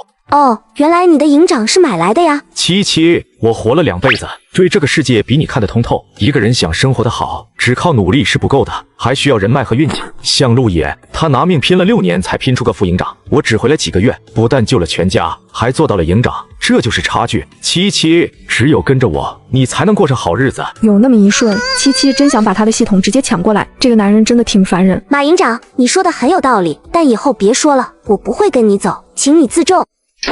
马杰在七七门口站了半天才离开，他知道自己太心急了，可是每天晚上听着隔壁传来的声音，他快疯了，恨不得立刻解决这件事。上辈子我们明明是一见钟情，七七只看了我一眼就爱上了，可这辈子不只见了一面，而且我的外形比前世要帅气得多，他该更喜欢才对啊。戚明月，一定是戚明月，七七最讨厌戚明月了，我跟他走得近，七七生气了，他并不是不喜欢我，一定是这样。戚明月暂时还不能放弃，但是不能再让他到家里来了，七七会生气。原本七七以为戚明月放了狠话，3天后肯定要来闹一场，可是七七并没有等来戚明月，这些天也没再见到马杰，这让他的心情好了不少。可惜好日子没过几天，苗红来了。明明她才是亲生女儿，母亲却只宠爱绿茶的养女，如今母亲更是把她家拆了卖钱来补贴养女。小七同志，快别忙活了，回家看看吧，你妈把你家搬空了，全卖了。什么？七七丢下锄头就往家跑，老远就看见家门大开着，走近一看，血压直接飙到600。苗红是真狠，大到家具，小到针头线脑，连园子里的菜都薅光了。七七直接去门卫处报警，2个警官进门一看，都跟着抽冷气。七同志，说说情况吧。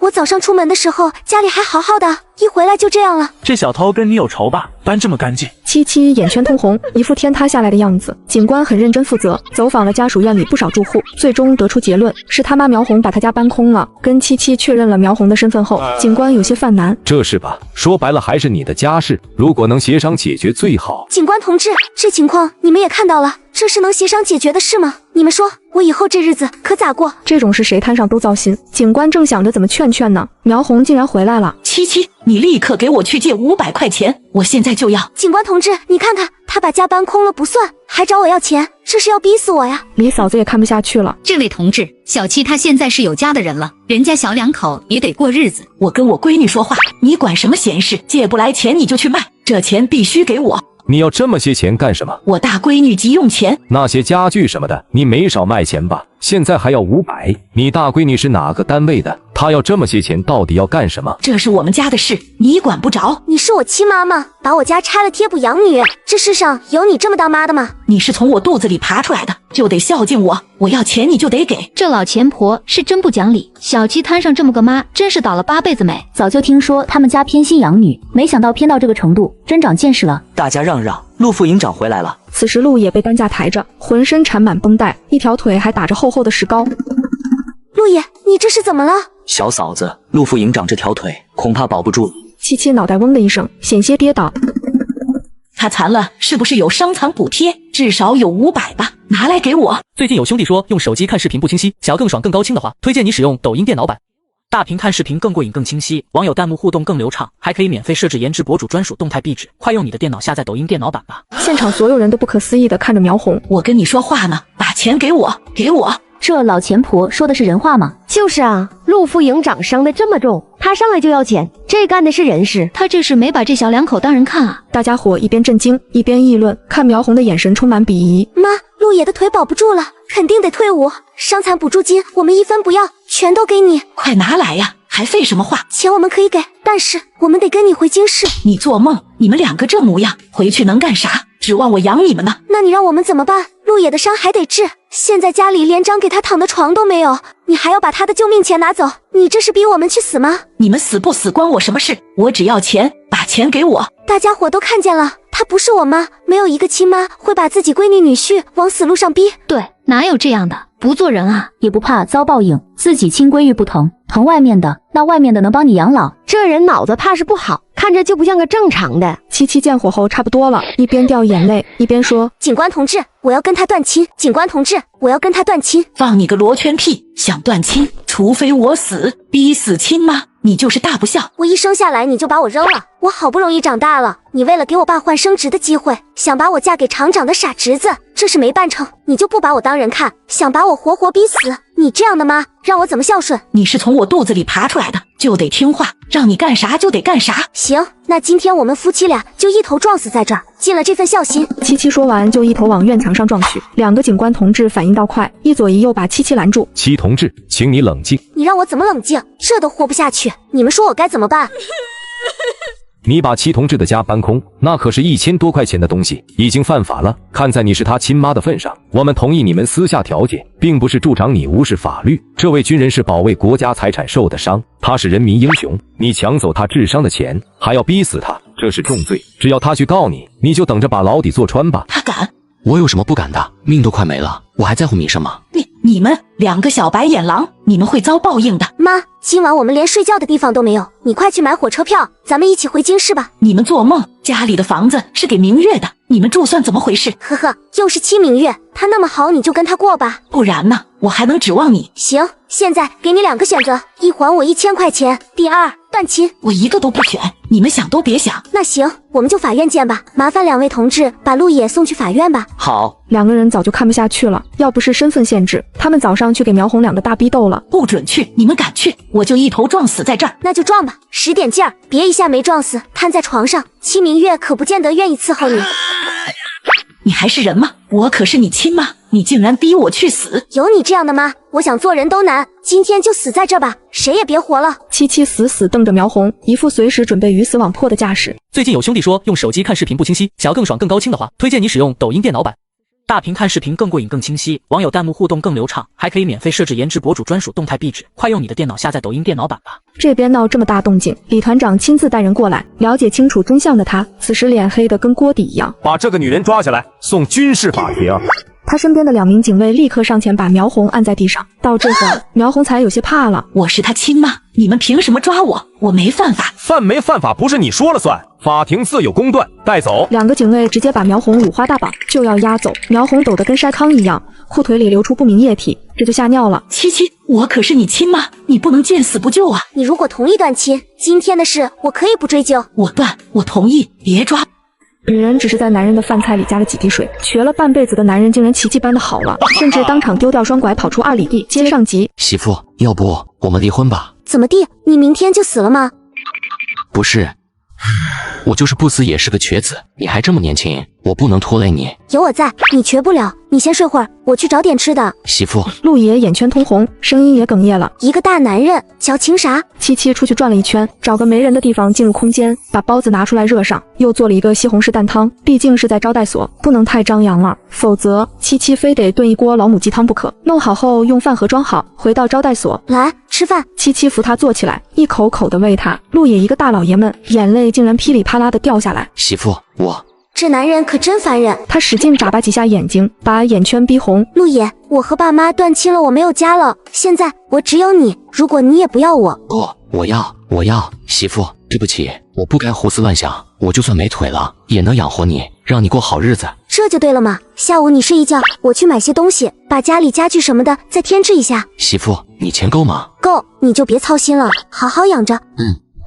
下午七七走了1个多小时，才到供销社，按照上次的清单原样采购了一批一模一样的家具，缝纫机、自行车也得买。这个苗红是真狠，把家拆的一根针都没给他留。安排好送货后，七七从空间里拿出不少粮食和肉，直接放在空间里煲汤。回到家的时候天已经黑了，来不及收拾，七七先把做好的饭装进饭盒给陆野送去。今天做饭用的全是灵泉水，希望能对陆野的伤势恢复有好处。七七很有耐心的喂陆野吃饭，逼着他喝下一大碗鸡汤，吃了2个鸡腿，半碗鸡蛋羹。媳妇，有你真好，我都不疼了。今晚我们就在这住一晚，明天我回家收拾收拾，差不多中午就能回去了。媳妇，辛苦你了。你快点好起来，给我当牛做马，我就不辛苦了。行，说定了。第二天，七七去医院借了一把轮椅，把陆野接回家。陆野，你伤得这么重，怎么不住在医院？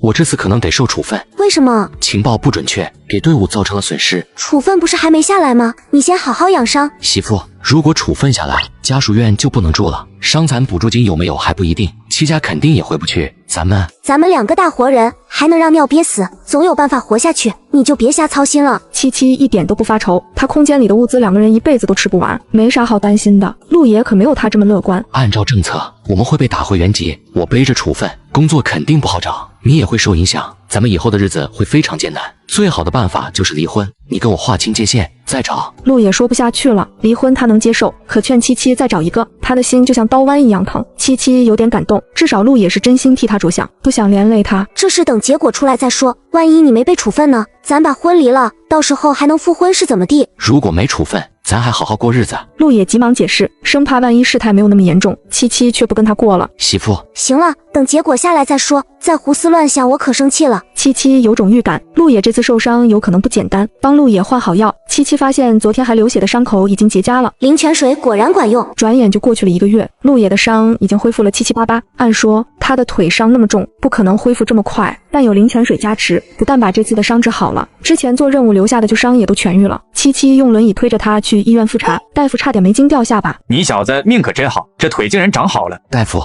你是说我这腿没废？骨头都长好了，你只要坚持复健，应该能痊愈。媳妇，我的腿能痊愈，我还能养活你。陆野一把将七七抱进怀里，都忘了还有外人在。松开，也不怕人笑话。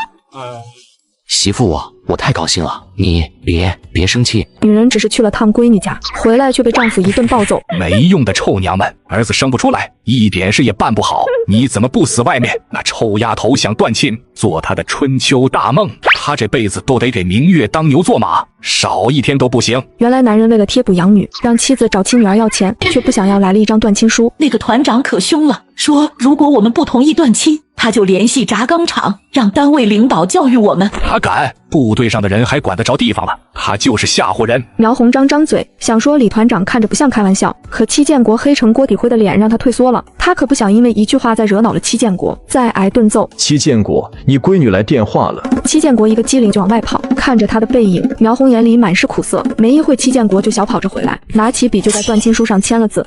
你咋又同意了？明月说陆爷得受处分，大概会强制退伍，赶紧断亲，免得他们回来混吃混喝。伤残补助呢？都受处分了，哪还有补助？苗红心里一空，虽然他一直不待见七七，可那也是他唯一的孩子，这断了亲2个人就再也没关系了，心底涌起一丝说不清道不明的情绪。我肚子饿得咕咕叫了，都快中午了也没个饭吃。那你赶紧跟我来，早就给你备好吃的了。戚建国跟着苗红来到饭桌，桌上满满当当的摆放着一堆炸鸡汉堡。哇，怎么这么多？你啥时候准备的呀？早上路过商场，顺手买的。这香味绝了。不过你买了这么多，得花不少钱吧？没花多少钱，最近闲鱼有很多的省钱神券，奶茶咖啡9块9，居然能买2杯，真的特别省。吃喝玩乐推荐咸鱼，咸鱼真的太神奇了。是吗？那等会我也去试一试。吃饱喝足后，两人又回到了堂屋，继续聊起了刚才的事情。把段亲书快给他寄回去，还有别忘了去登报。寄信和登报都得要钱。戚建国狠狠瞪他一眼，从裤兜里摸了半天，才摸出1块钱扔在地上。苗红捡起来就往外跑，生怕慢一步戚建国冲上来揍他。七七收到段亲书后，也立刻去登报声明，免得将来他们日子过好了，戚建国那夫妻俩再贴上来。接下来七七更忙了，除了地里的活，还要上山打猎换粮食，回来还得伺候陆野吃喝，一天从早到晚忙得跟陀螺似的。晚上睡到床上，陆野心疼地看着七七，要不我明天去团里吧，问问我这是到底怎么个说法。不急，我总觉得你这是有蹊跷。怎么说？既然责任都落实了，是讲是罚一句话的事，有必要拖这么长时间吗？倒也是，可能又发生了什么我不知道的事。在情况不明的情况下，最好的办法就是以不变应万变。可我这么一直待着，你就得起早贪黑的忙，我心疼。等你将来当了军官，好好让我享福不就行了？坚决完成任务，媳妇，我一定一辈子对你好。可得了吧，不定哪天蹦出个狐狸精来，就把你的魂勾跑了。绝对不会，我陆野就不是那种人。行行行，你是柳下惠，行了吧，睡觉。别啊，我帮你捶捶背。少来，别瞎折腾。不嘛，媳妇，我想你了。滚！第二天一早，七七就背上背篓朝山上走去。已经3天没打猎了，如果家里再往外飘肉味，闹不好要出事。七七在常去的几个地方都下了套，只有一处滴了一滴灵泉水，安置好最后一个。七七站起身，嘴角扬起一丝小得意，只是一抬头就看到马杰站在不远处，愣愣地看着他。男人明明有一大群追求者，可他却只喜欢这个已有丈夫的女人。听说女人的丈夫要受处分，他迫不及待地来找女人。七七，陆野这次受处分是没跑了，你跟他离婚吧，我们在一起。让开！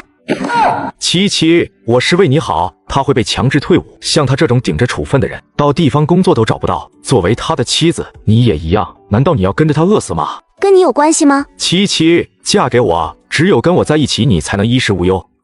你这个人还真好笑，这么明目张胆的破坏军婚，就不怕我去举报你？七七，你真的这么无情？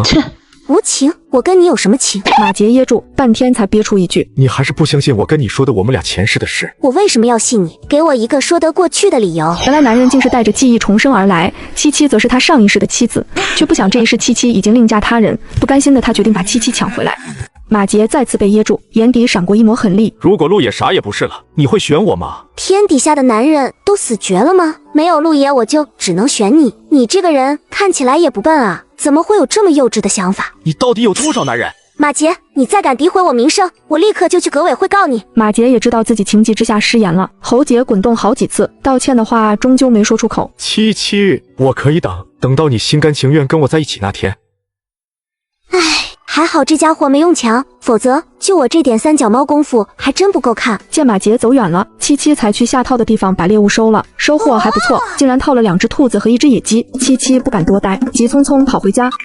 媳妇，你怎么现在才回来？吃饭了吗？还没呢，我肚子都饿得咕咕叫了。那你赶紧跟我来，早就给你备好吃的了。七七跟着陆野来到饭桌，桌上满满当当的摆放着一堆炸鸡汉堡。哇，怎么这么多？你啥时候准备的呀？早上路过商场顺手买的。这香味绝了。不过你买了这么多，得花不少钱吧？炸鸡汉堡吃一次应该都要几十上百吧？没花多少钱，我用了券的。最近发现闲鱼的省钱神券真的特别省，炸鸡汉堡9.9就能买全套。吃喝玩乐推荐闲鱼，闲鱼真的太神奇了。是吗？那以后我要吃也这么点。吃饱喝足后，两人又回到了堂屋，继续聊起了事情。媳妇，刚才回来怎么走那么急？出什么事了吗？陆野，你说你这次受伤的事会不会跟隔壁的马营长有关？不可能，我跟他不在一个团，平时没有交集，更没有利益冲突。如果他别有所图呢？陆野脑海里立刻闪现马龙来家里吃饭那天看七七的眼神，当时他还以为是自己媳妇漂亮，是个男人都得多看2眼，可没想到这家伙竟然敢动歪心思。他没怎么你吧？有没有受伤？没有，不过是说了一些莫名其妙的话。陆野见七七身上的衣服平整，没有拉扯的痕迹，身上也没看到伤才放心。操，我找他去。你确定要去？他惦记我媳妇，我还能忍？你现在去打他一顿，也就出口气，别人怎么看我，你的处分也会立刻就下来。陆野不是个冲动的人，知道七七说的在理。可是，不是快大比了吗？到时候你狠狠揍他，看我不把他打出屎来。对对对，我男人最厉害了。好不容易安抚好陆野，七七就去烧水。咱们把这只鸡煲汤，2只兔子拿去卖。行，媳妇我来。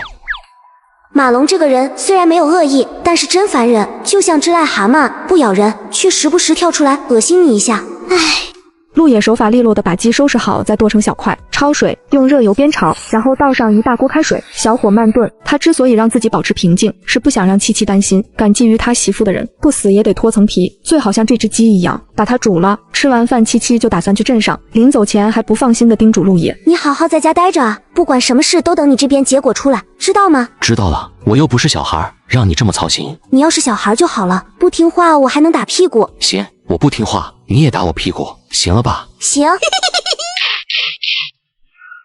七七去供销社把兔子卖了，又买了一些米面粮油。刚从供销社出来，七七就看见戚明月尾随在一个男人身后进了一条巷子，他身后还跟着一个怯生生的小姑娘。这个戚明月又在搞什么鬼？眼前的两人明明向来不对付，可今天女人却破天荒的主动来找对方，甚至还热情的要给对方介绍工作。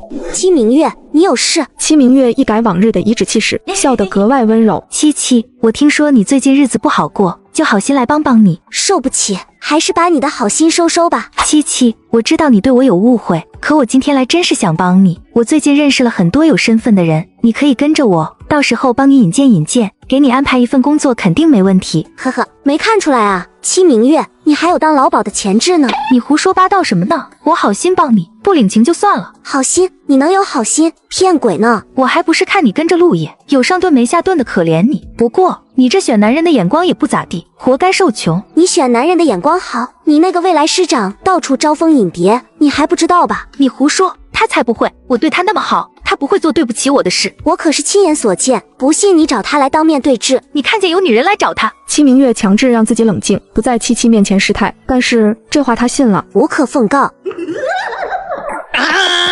陆野，你在玩什么呢？这么入迷。媳妇，我领到努梅拉了。努梅拉是谁？这你都不知道？就在6月11日，全新版本《剧毒之潮》重磅来袭，游戏史上最强流派毒瘤派登场，而努梅拉就是其中之一英雄。CG 级3D 高精建模，画风堪比3暗游戏，甚至达到电影级画质。新玩家还有专属福利码，真不错，回头我也试试。对了，媳妇，刚戚明月他又来找你要钱。不是，他说给我介绍有身份的人，还能给我安排工作。他的话你可别信，有这么好的事他能想到你？我没信。当晚隔壁就传来争吵声，虽然刻意压低了声音，听不到具体内容，但戚明月的哭声还是听得清清楚楚。这就吵起来了。七七知道这个时候的房子不隔音，没想到会这么严重。那我和陆野岂不是也都被人听见了？陆野不知道媳妇为啥突然脸红，但那粉嫩嫩的小脸真的太好亲了，身体比大脑快，念头一闪，人已经贴了过来。别闹，让人听见。原来媳妇是为这事脸红，也太可爱了吧。我们是合法夫妻，有什么见不得人了？你也不知道害羞？有啥害羞的？媳妇，我来了。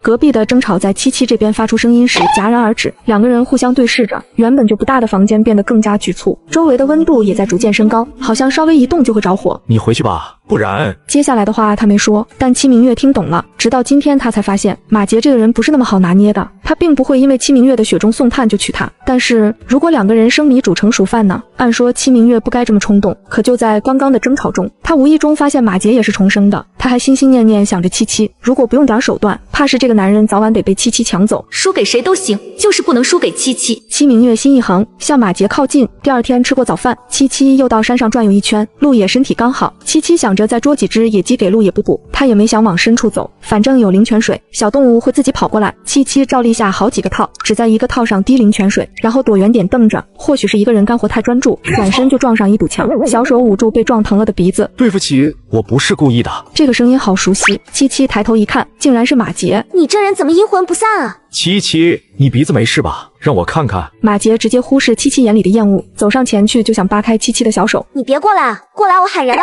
这里几乎就在山脚，只要七七大喊一声，家属院那边就能听见。你别喊，我不过去，我并不想冒犯你，我是关心你。我谢谢你，把你的关心留给别人吧，我不需要。七七，你别总是拒绝我，给我个机会，我一定让你看到我的好。你好不好跟我没有半毛钱关系。七七不想再跟他纠缠，猎物也不要了，抬脚就往山下跑，却被马龙一把拉回来，抵在树干上。七七，我是真喜欢你。接上集，七七被马杰一把拉回来，抵在树干上。七七，我是真喜欢你。七七快疯了，抬腿就朝他下方踹去，这一脚绝对用了全力。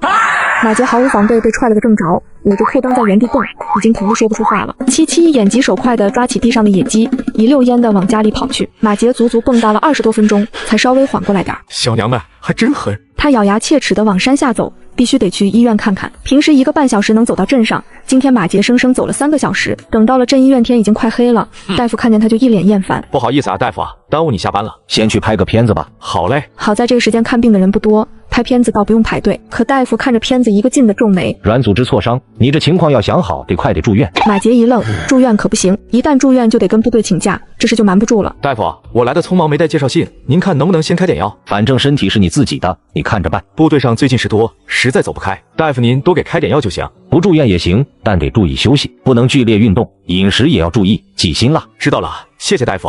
出了医院，天已经黑透了，马杰真想哭，他还得走回家，人都疼麻了。此刻因为衣服被马杰扯烂成布条出不了门的戚明月，已经躲在他家里的一整天，滴水未进，眼前一阵阵发黑。马杰，你怎么还不回来啊？马杰好不容易在后半夜走到家，发现戚明月还在。去，给我弄点吃的。你家1粒米都没有，吃啥呀？那么多吃的你没找到，算了，你跟我来。戚明月跟着马杰来到东屋，桌上满满当当的摆放着一堆炸鸡汉堡。哇，怎么这么多？你啥时候准备的呀？早上路过商场顺手买的。这香味绝了。不过你买了这么多，得花不少钱吧？炸鸡汉堡吃一次应该都要几十上百吧？没花多少钱，我用了券的。最近发现闲鱼的省钱神券真的特别省，炸鸡汉堡9.9就能买全套，吃喝玩乐推荐闲鱼，闲鱼真的太神奇了。是吗？那以后我要吃也这么点。吃饱喝足后，两人又回到了卧室，继续聊起了事情。去，给我烧点热水。好，我这就去。戚明月端着热水回来的时候，发现马杰四仰八叉躺在床上，那张床本来就很小，他这样睡，戚明月挤都挤不上去。也不知道七七上辈子是怎么忍你的，这么不懂心疼人。明天早上一定让马杰给我买套衣服，我好离开这里。可是马杰睡着没一会儿就开始发烧，额头烫得吓人。戚明月慌了，想送他去医院又不敢去叫人，只能把毛巾浸了凉水给他降温。好不容易熬到天亮，马杰已经烧迷糊了，别说出去买衣服，再不去医院估计命都保不住。戚明月本来就想嫁给他，眼下的情况不正是个好机会吗？想通了这一点，直接去敲邻居的门。马杰很快被送到医院，大夫看到他的伤势，又看一眼戚明月，眼神极其复杂。大夫，他没事吧？伤口感染导致的高烧不退，怎么不早送来？再烧下去就成傻子了。深更半夜的，我也不好意思麻烦邻居，主要他人高马大的，平时结实的很，谁知道？年轻人得知道节制，男人再强也经不起这么折腾。背锅的戚明月并不知道大夫为什么用那么奇怪的眼神看他，他还以为是自己穿的衣服奇怪。好不容易把马杰安排好，戚明月趁大家都去上班了，立刻回到宿舍准备换上自己的衣服。可好巧不巧，今天有一个同事请假，正好待在宿舍里。哎呦，戚明月，你这是咋了？该不会……你给我闭嘴！要敢到处乱说，我饶不了你。要敢做还怕人说了？就兴你搞破鞋，还不让人说到了？谁搞破鞋？你说谁搞破鞋？你看看你这样子，男人的衣服都穿回来了，不是搞破鞋，你昨晚去哪了？戚明月被噎得说不出话，把门摔得砰砰响。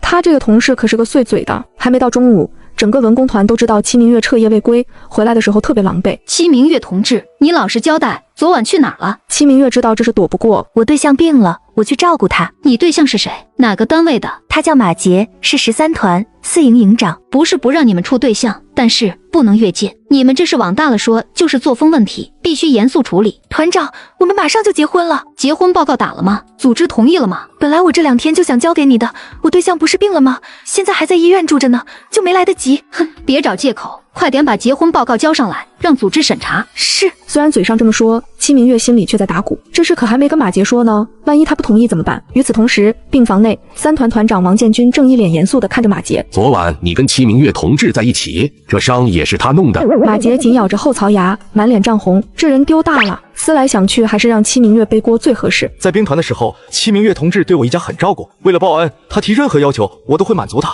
简直胡闹，就不能注意点儿？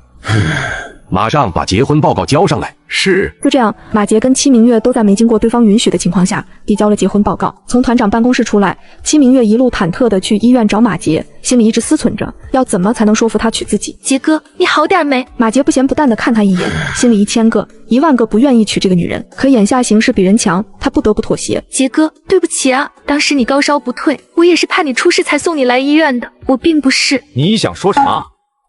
我们能不能结婚？这事现在都传开了，戚明月跟犯错的小学生一样，低垂着头。那就结婚吧，等报告批下来就去领证。此时陆野在家里待了这么久，身上都长蘑菇了。李大强来得很突然，把陆野叫到一边嘀咕半天，视线还时不时往七七这边扫一眼，就好像在密谋什么不能让七七知道的事一样。陆野眼里是掩饰不住的兴奋，可转头看向七七时，眼底的光却收得一干二净，还略带一些不知所措。接上集，李大强急匆匆地跑来，把陆野叫到一边嘀咕半天，视线还时不时往七七这边扫一眼，就好像在密谋什么不能让七七知道的事一样。陆野眼里是掩饰不住的兴奋，可转头看向七七时，眼底的光却收得一干二净，还略带一些不知所措。七七，我要出去几天。去吧，我给你准备点吃的，换洗衣服也带上。七七以为他要出任务，也没多问，更没注意他对自己的称呼由原来的媳妇变成了七七。不用，有点急，现在就得走。陆野根本不敢看七七的眼睛。那行，你注意安全。陆野匆匆上了李大强的车，绝尘而去。总感觉陆野今天哪里不对劲。路上，李大强酝酿了好半天才问出口：人找到了，你打算怎么办？小嫂子找到再说。不是，你现在结婚了，小嫂子人那么好，你不会始乱终弃吧？闭嘴。两个人直奔火车站。3天后，陆野跟李大强终于到了大湾村。这些年，为了找到那个红头绳的姑娘，陆野来过好多次，可每次都失望而归。大湾村的村长、大队长都在村口等他们，明显对这件事很重视。陆同志你好，英子跟他娘都在大队部呢，这就带你们过去。谢谢大队长。陆同志，你这是还没吃饭呢？是啊，听到消息我们就赶紧赶来了，饭都没顾上吃。那你们赶紧跟我来，早就给你们备好吃的了。陆野跟着大队长来到饭桌，桌上满满当当的摆放着一堆炸鸡汉堡。哇，怎么这么多？你啥时候准备的呀？早上路过商场，顺手买的。这香味绝了。不过你买了这么多，得花不少钱吧？炸鸡汉堡吃一次应该都要几十上百吧？没花多少钱，我用了券的。最近发现闲鱼的省钱神券真的特别省，炸鸡汉堡9.9就能买全套，吃喝玩乐推荐闲鱼，闲鱼真的太神奇了。是吗？那以后我要吃也这么点。吃饱喝足后，两人跟着大队长来到了大队部。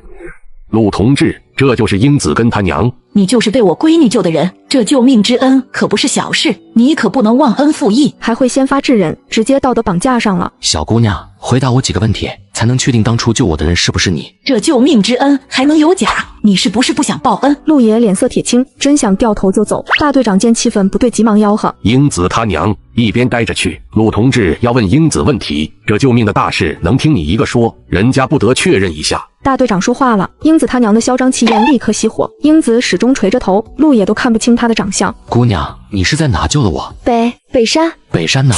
英子明显很慌，求助的看向他娘。问你话你就说，看我干啥？忘了。你还记得当时有没有其他人跟我在一起？没有啊，就你一个人。那你都做了什么？我给你喝了水，还给你留下2个窝头。没有其他的了吗？没了。陆野的脸色有些黑。当时救我的人不是你，咋就不是我闺女了？她说的哪不对？除了窝头都不对。不可能，你就是冒领军功可是重罪，你们想蹲巴黎子？听说要蹲巴黎子，英子他娘立刻怂了。你是不是知道什么？只要你提供的信息真是有效，我一样会重金酬谢。英子张嘴，却被他娘一把拽到身后。我们什么也不知道，就是听大队长说拿着红头绳就能有奖赏才来的。陆野突然心里一阵轻松，他也不知道是为什么。娘，你咋不告诉他，真正救他的人是七丫头？你是不是傻？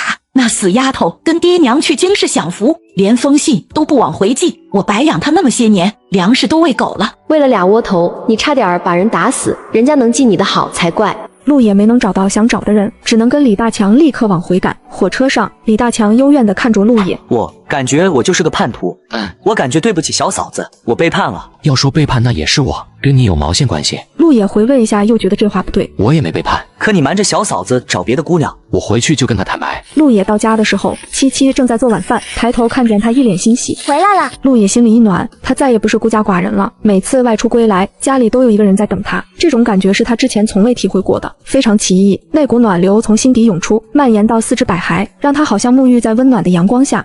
媳妇，我回来了。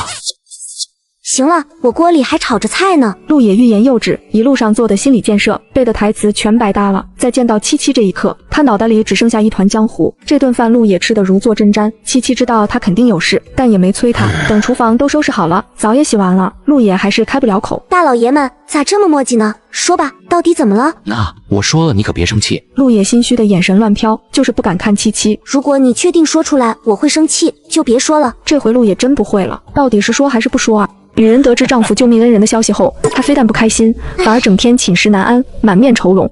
媳妇，我得跟你坦白，3年前我去大湾村执行任务，队伍里出了叛徒，我和2个战友都被下了药，被扔到山上喂狼。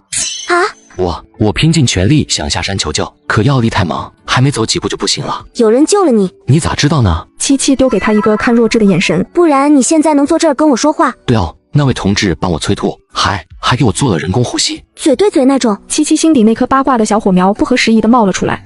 等我们醒过来的时候，已经在一个山洞里了，洞口燃着一个火堆，我手边还有2个擦面窝头。后来呢？陆野思忖半晌，才小心翼翼的开口。我当时没看清他长什么样，下意识的抓了一把，就把他头绳扯下来了。七七立刻就想到了那根红头绳，这根红头绳都快成他的心魔了。陆野总算是说出来了，可是不是也意味着2个人走到头了？七七不自觉的攥紧拳头，心脏一抽一抽的难受。陆野紧张的浑身冒汗，也没察觉到七七的异样。他一咬牙，决定豁出去全说了。这几年我去过大湾村好几次，都没有找到人。这次跟强子出去，也是那边一个叫英子的冒领军工，白跑了一趟。七七使劲眨眨眼睛，不让眼泪掉下来。找到他你打算怎么办？我也不知道，总之得把人情还了，不然我一辈子都觉得欠他的。你打算怎么还？我不知道啊，看他需要啥。如果他要你呢？前世七七可没少看这种小说，男主为了照顾白月光各种冷落原配，而他自己却不自知。原配如果闹，他就会认为原配无理取闹，这样的婚姻早晚得结束，根本走不到最后。怎么可能？我都结婚了。如果他非要你离婚娶她呢？毕竟你们都有过肌肤之亲了。我不离婚，媳妇，我不离婚。你也别这么想，当时他是为了救我的命，不算肌肤之亲，不算。你就没想过救命之恩，以身相许？想过，我想过找到他，照顾他一辈子。可是后来我们在一起了，我就再也没这样想过。我发誓，我说的都是实话。陆野都快急哭了，抓着七七的手力度加大了不少。这话七七一个字都不信。或许眼下陆野的确是发自肺腑，那是因为2个人还没见面，一旦见着了，谁又能保证不发生点什么？陆野因为欠他一条命，肯定对他唯命是从，百依百顺。他不相信那个姑娘见到陆野这么极品的男人会不动心，有这么好的挟恩图报的机会，谁会傻乎乎的不要呢？媳妇，你信我，我之所以一直不敢说，就怕你生气。七七使劲吸了一口气，把涌出来的眼泪憋回去。等找到人再说吧。媳妇，不早了，睡吧。七七背对着陆野，心里乱糟糟的。他能看到陆野眼中的真诚，可他不确定这样的真诚是自己加了滤镜，还是真实存在的。相处这么长时间，2个人已经有了老夫老妻的既视感。可是那个拥有红头绳的姑娘，就像一颗不定时炸弹，不知道什么时候就爆炸了，会把2个人的感情炸得支离破碎。这一晚，2个人都没睡，也没说一句话。第2天一早，马杰出院了，戚明月自己一趟趟把东西搬过来，马杰连搭把手的意思都没有。临近中午，戚明月总算把家里拾掇利索了，又挨家挨户送喜糖。我的妈呀，这女人够虎的呀！我还听说呀，她故意到处宣扬在马杰家过夜了，逼着人家娶她。难怪马杰不给她好脸色，这种女人，啧。七七一大早就去地里干活，跟陆野待在家里总觉得别扭。马杰总算结婚了，以后应该不会来骚扰我了吧？七七正暗自庆幸，眼前就出现一双穿着解放鞋的大脚，他以为是陆野，一时还没想好要怎么面对他，所以假装没看见，继续低头干活。七七，我可以解释，我跟戚明月。怎么是马杰啊？马杰，你这新婚燕尔的，不回家陪媳妇跑这儿来找我，是想坏我名声吗？七七本来就心气不顺，他偏偏往枪口上撞。七七，我没有这个意思。能走了吗？你在家属院多出名，没点数吗？沾谁成话题中心，你故意的是吧？不，我真不是。马杰急忙摆手，并快速跑远，他要追回七七，可不是要毁了他。马杰跑远了，七七发泄一半的闷气突然卡在胸口，上不去下不来，特别难受。身后传来脚步声，七七快速把眼泪抹掉。媳妇，团长让我立刻归队。什么时候走？马上就得出发。七七心里猛地一沉，你那是有结果了？上次的任务信息泄露，这段时间上面一直在调查内鬼，抓到了。那你上面一直晾着我，也是为了迷惑叛徒，自然没有处分。那就好。见七七还关心他，陆野的嘴角差点咧到后脑勺。媳妇，我这次出去得10几天，本来还想帮你收小麦呢。不用，收割机差不多明天就能送来，就这点地，1天就收完了。我媳妇就是厉害，全国那么多人种地，就没有一个人像你这么聪明。回家吧。好。陆野牵起他的手，大步往回走。七七想挣脱，又舍不得。陆野的手很大很暖，被他牵着心里很踏实。如果可以，他真希望可以一直这样牵着，永远不放手。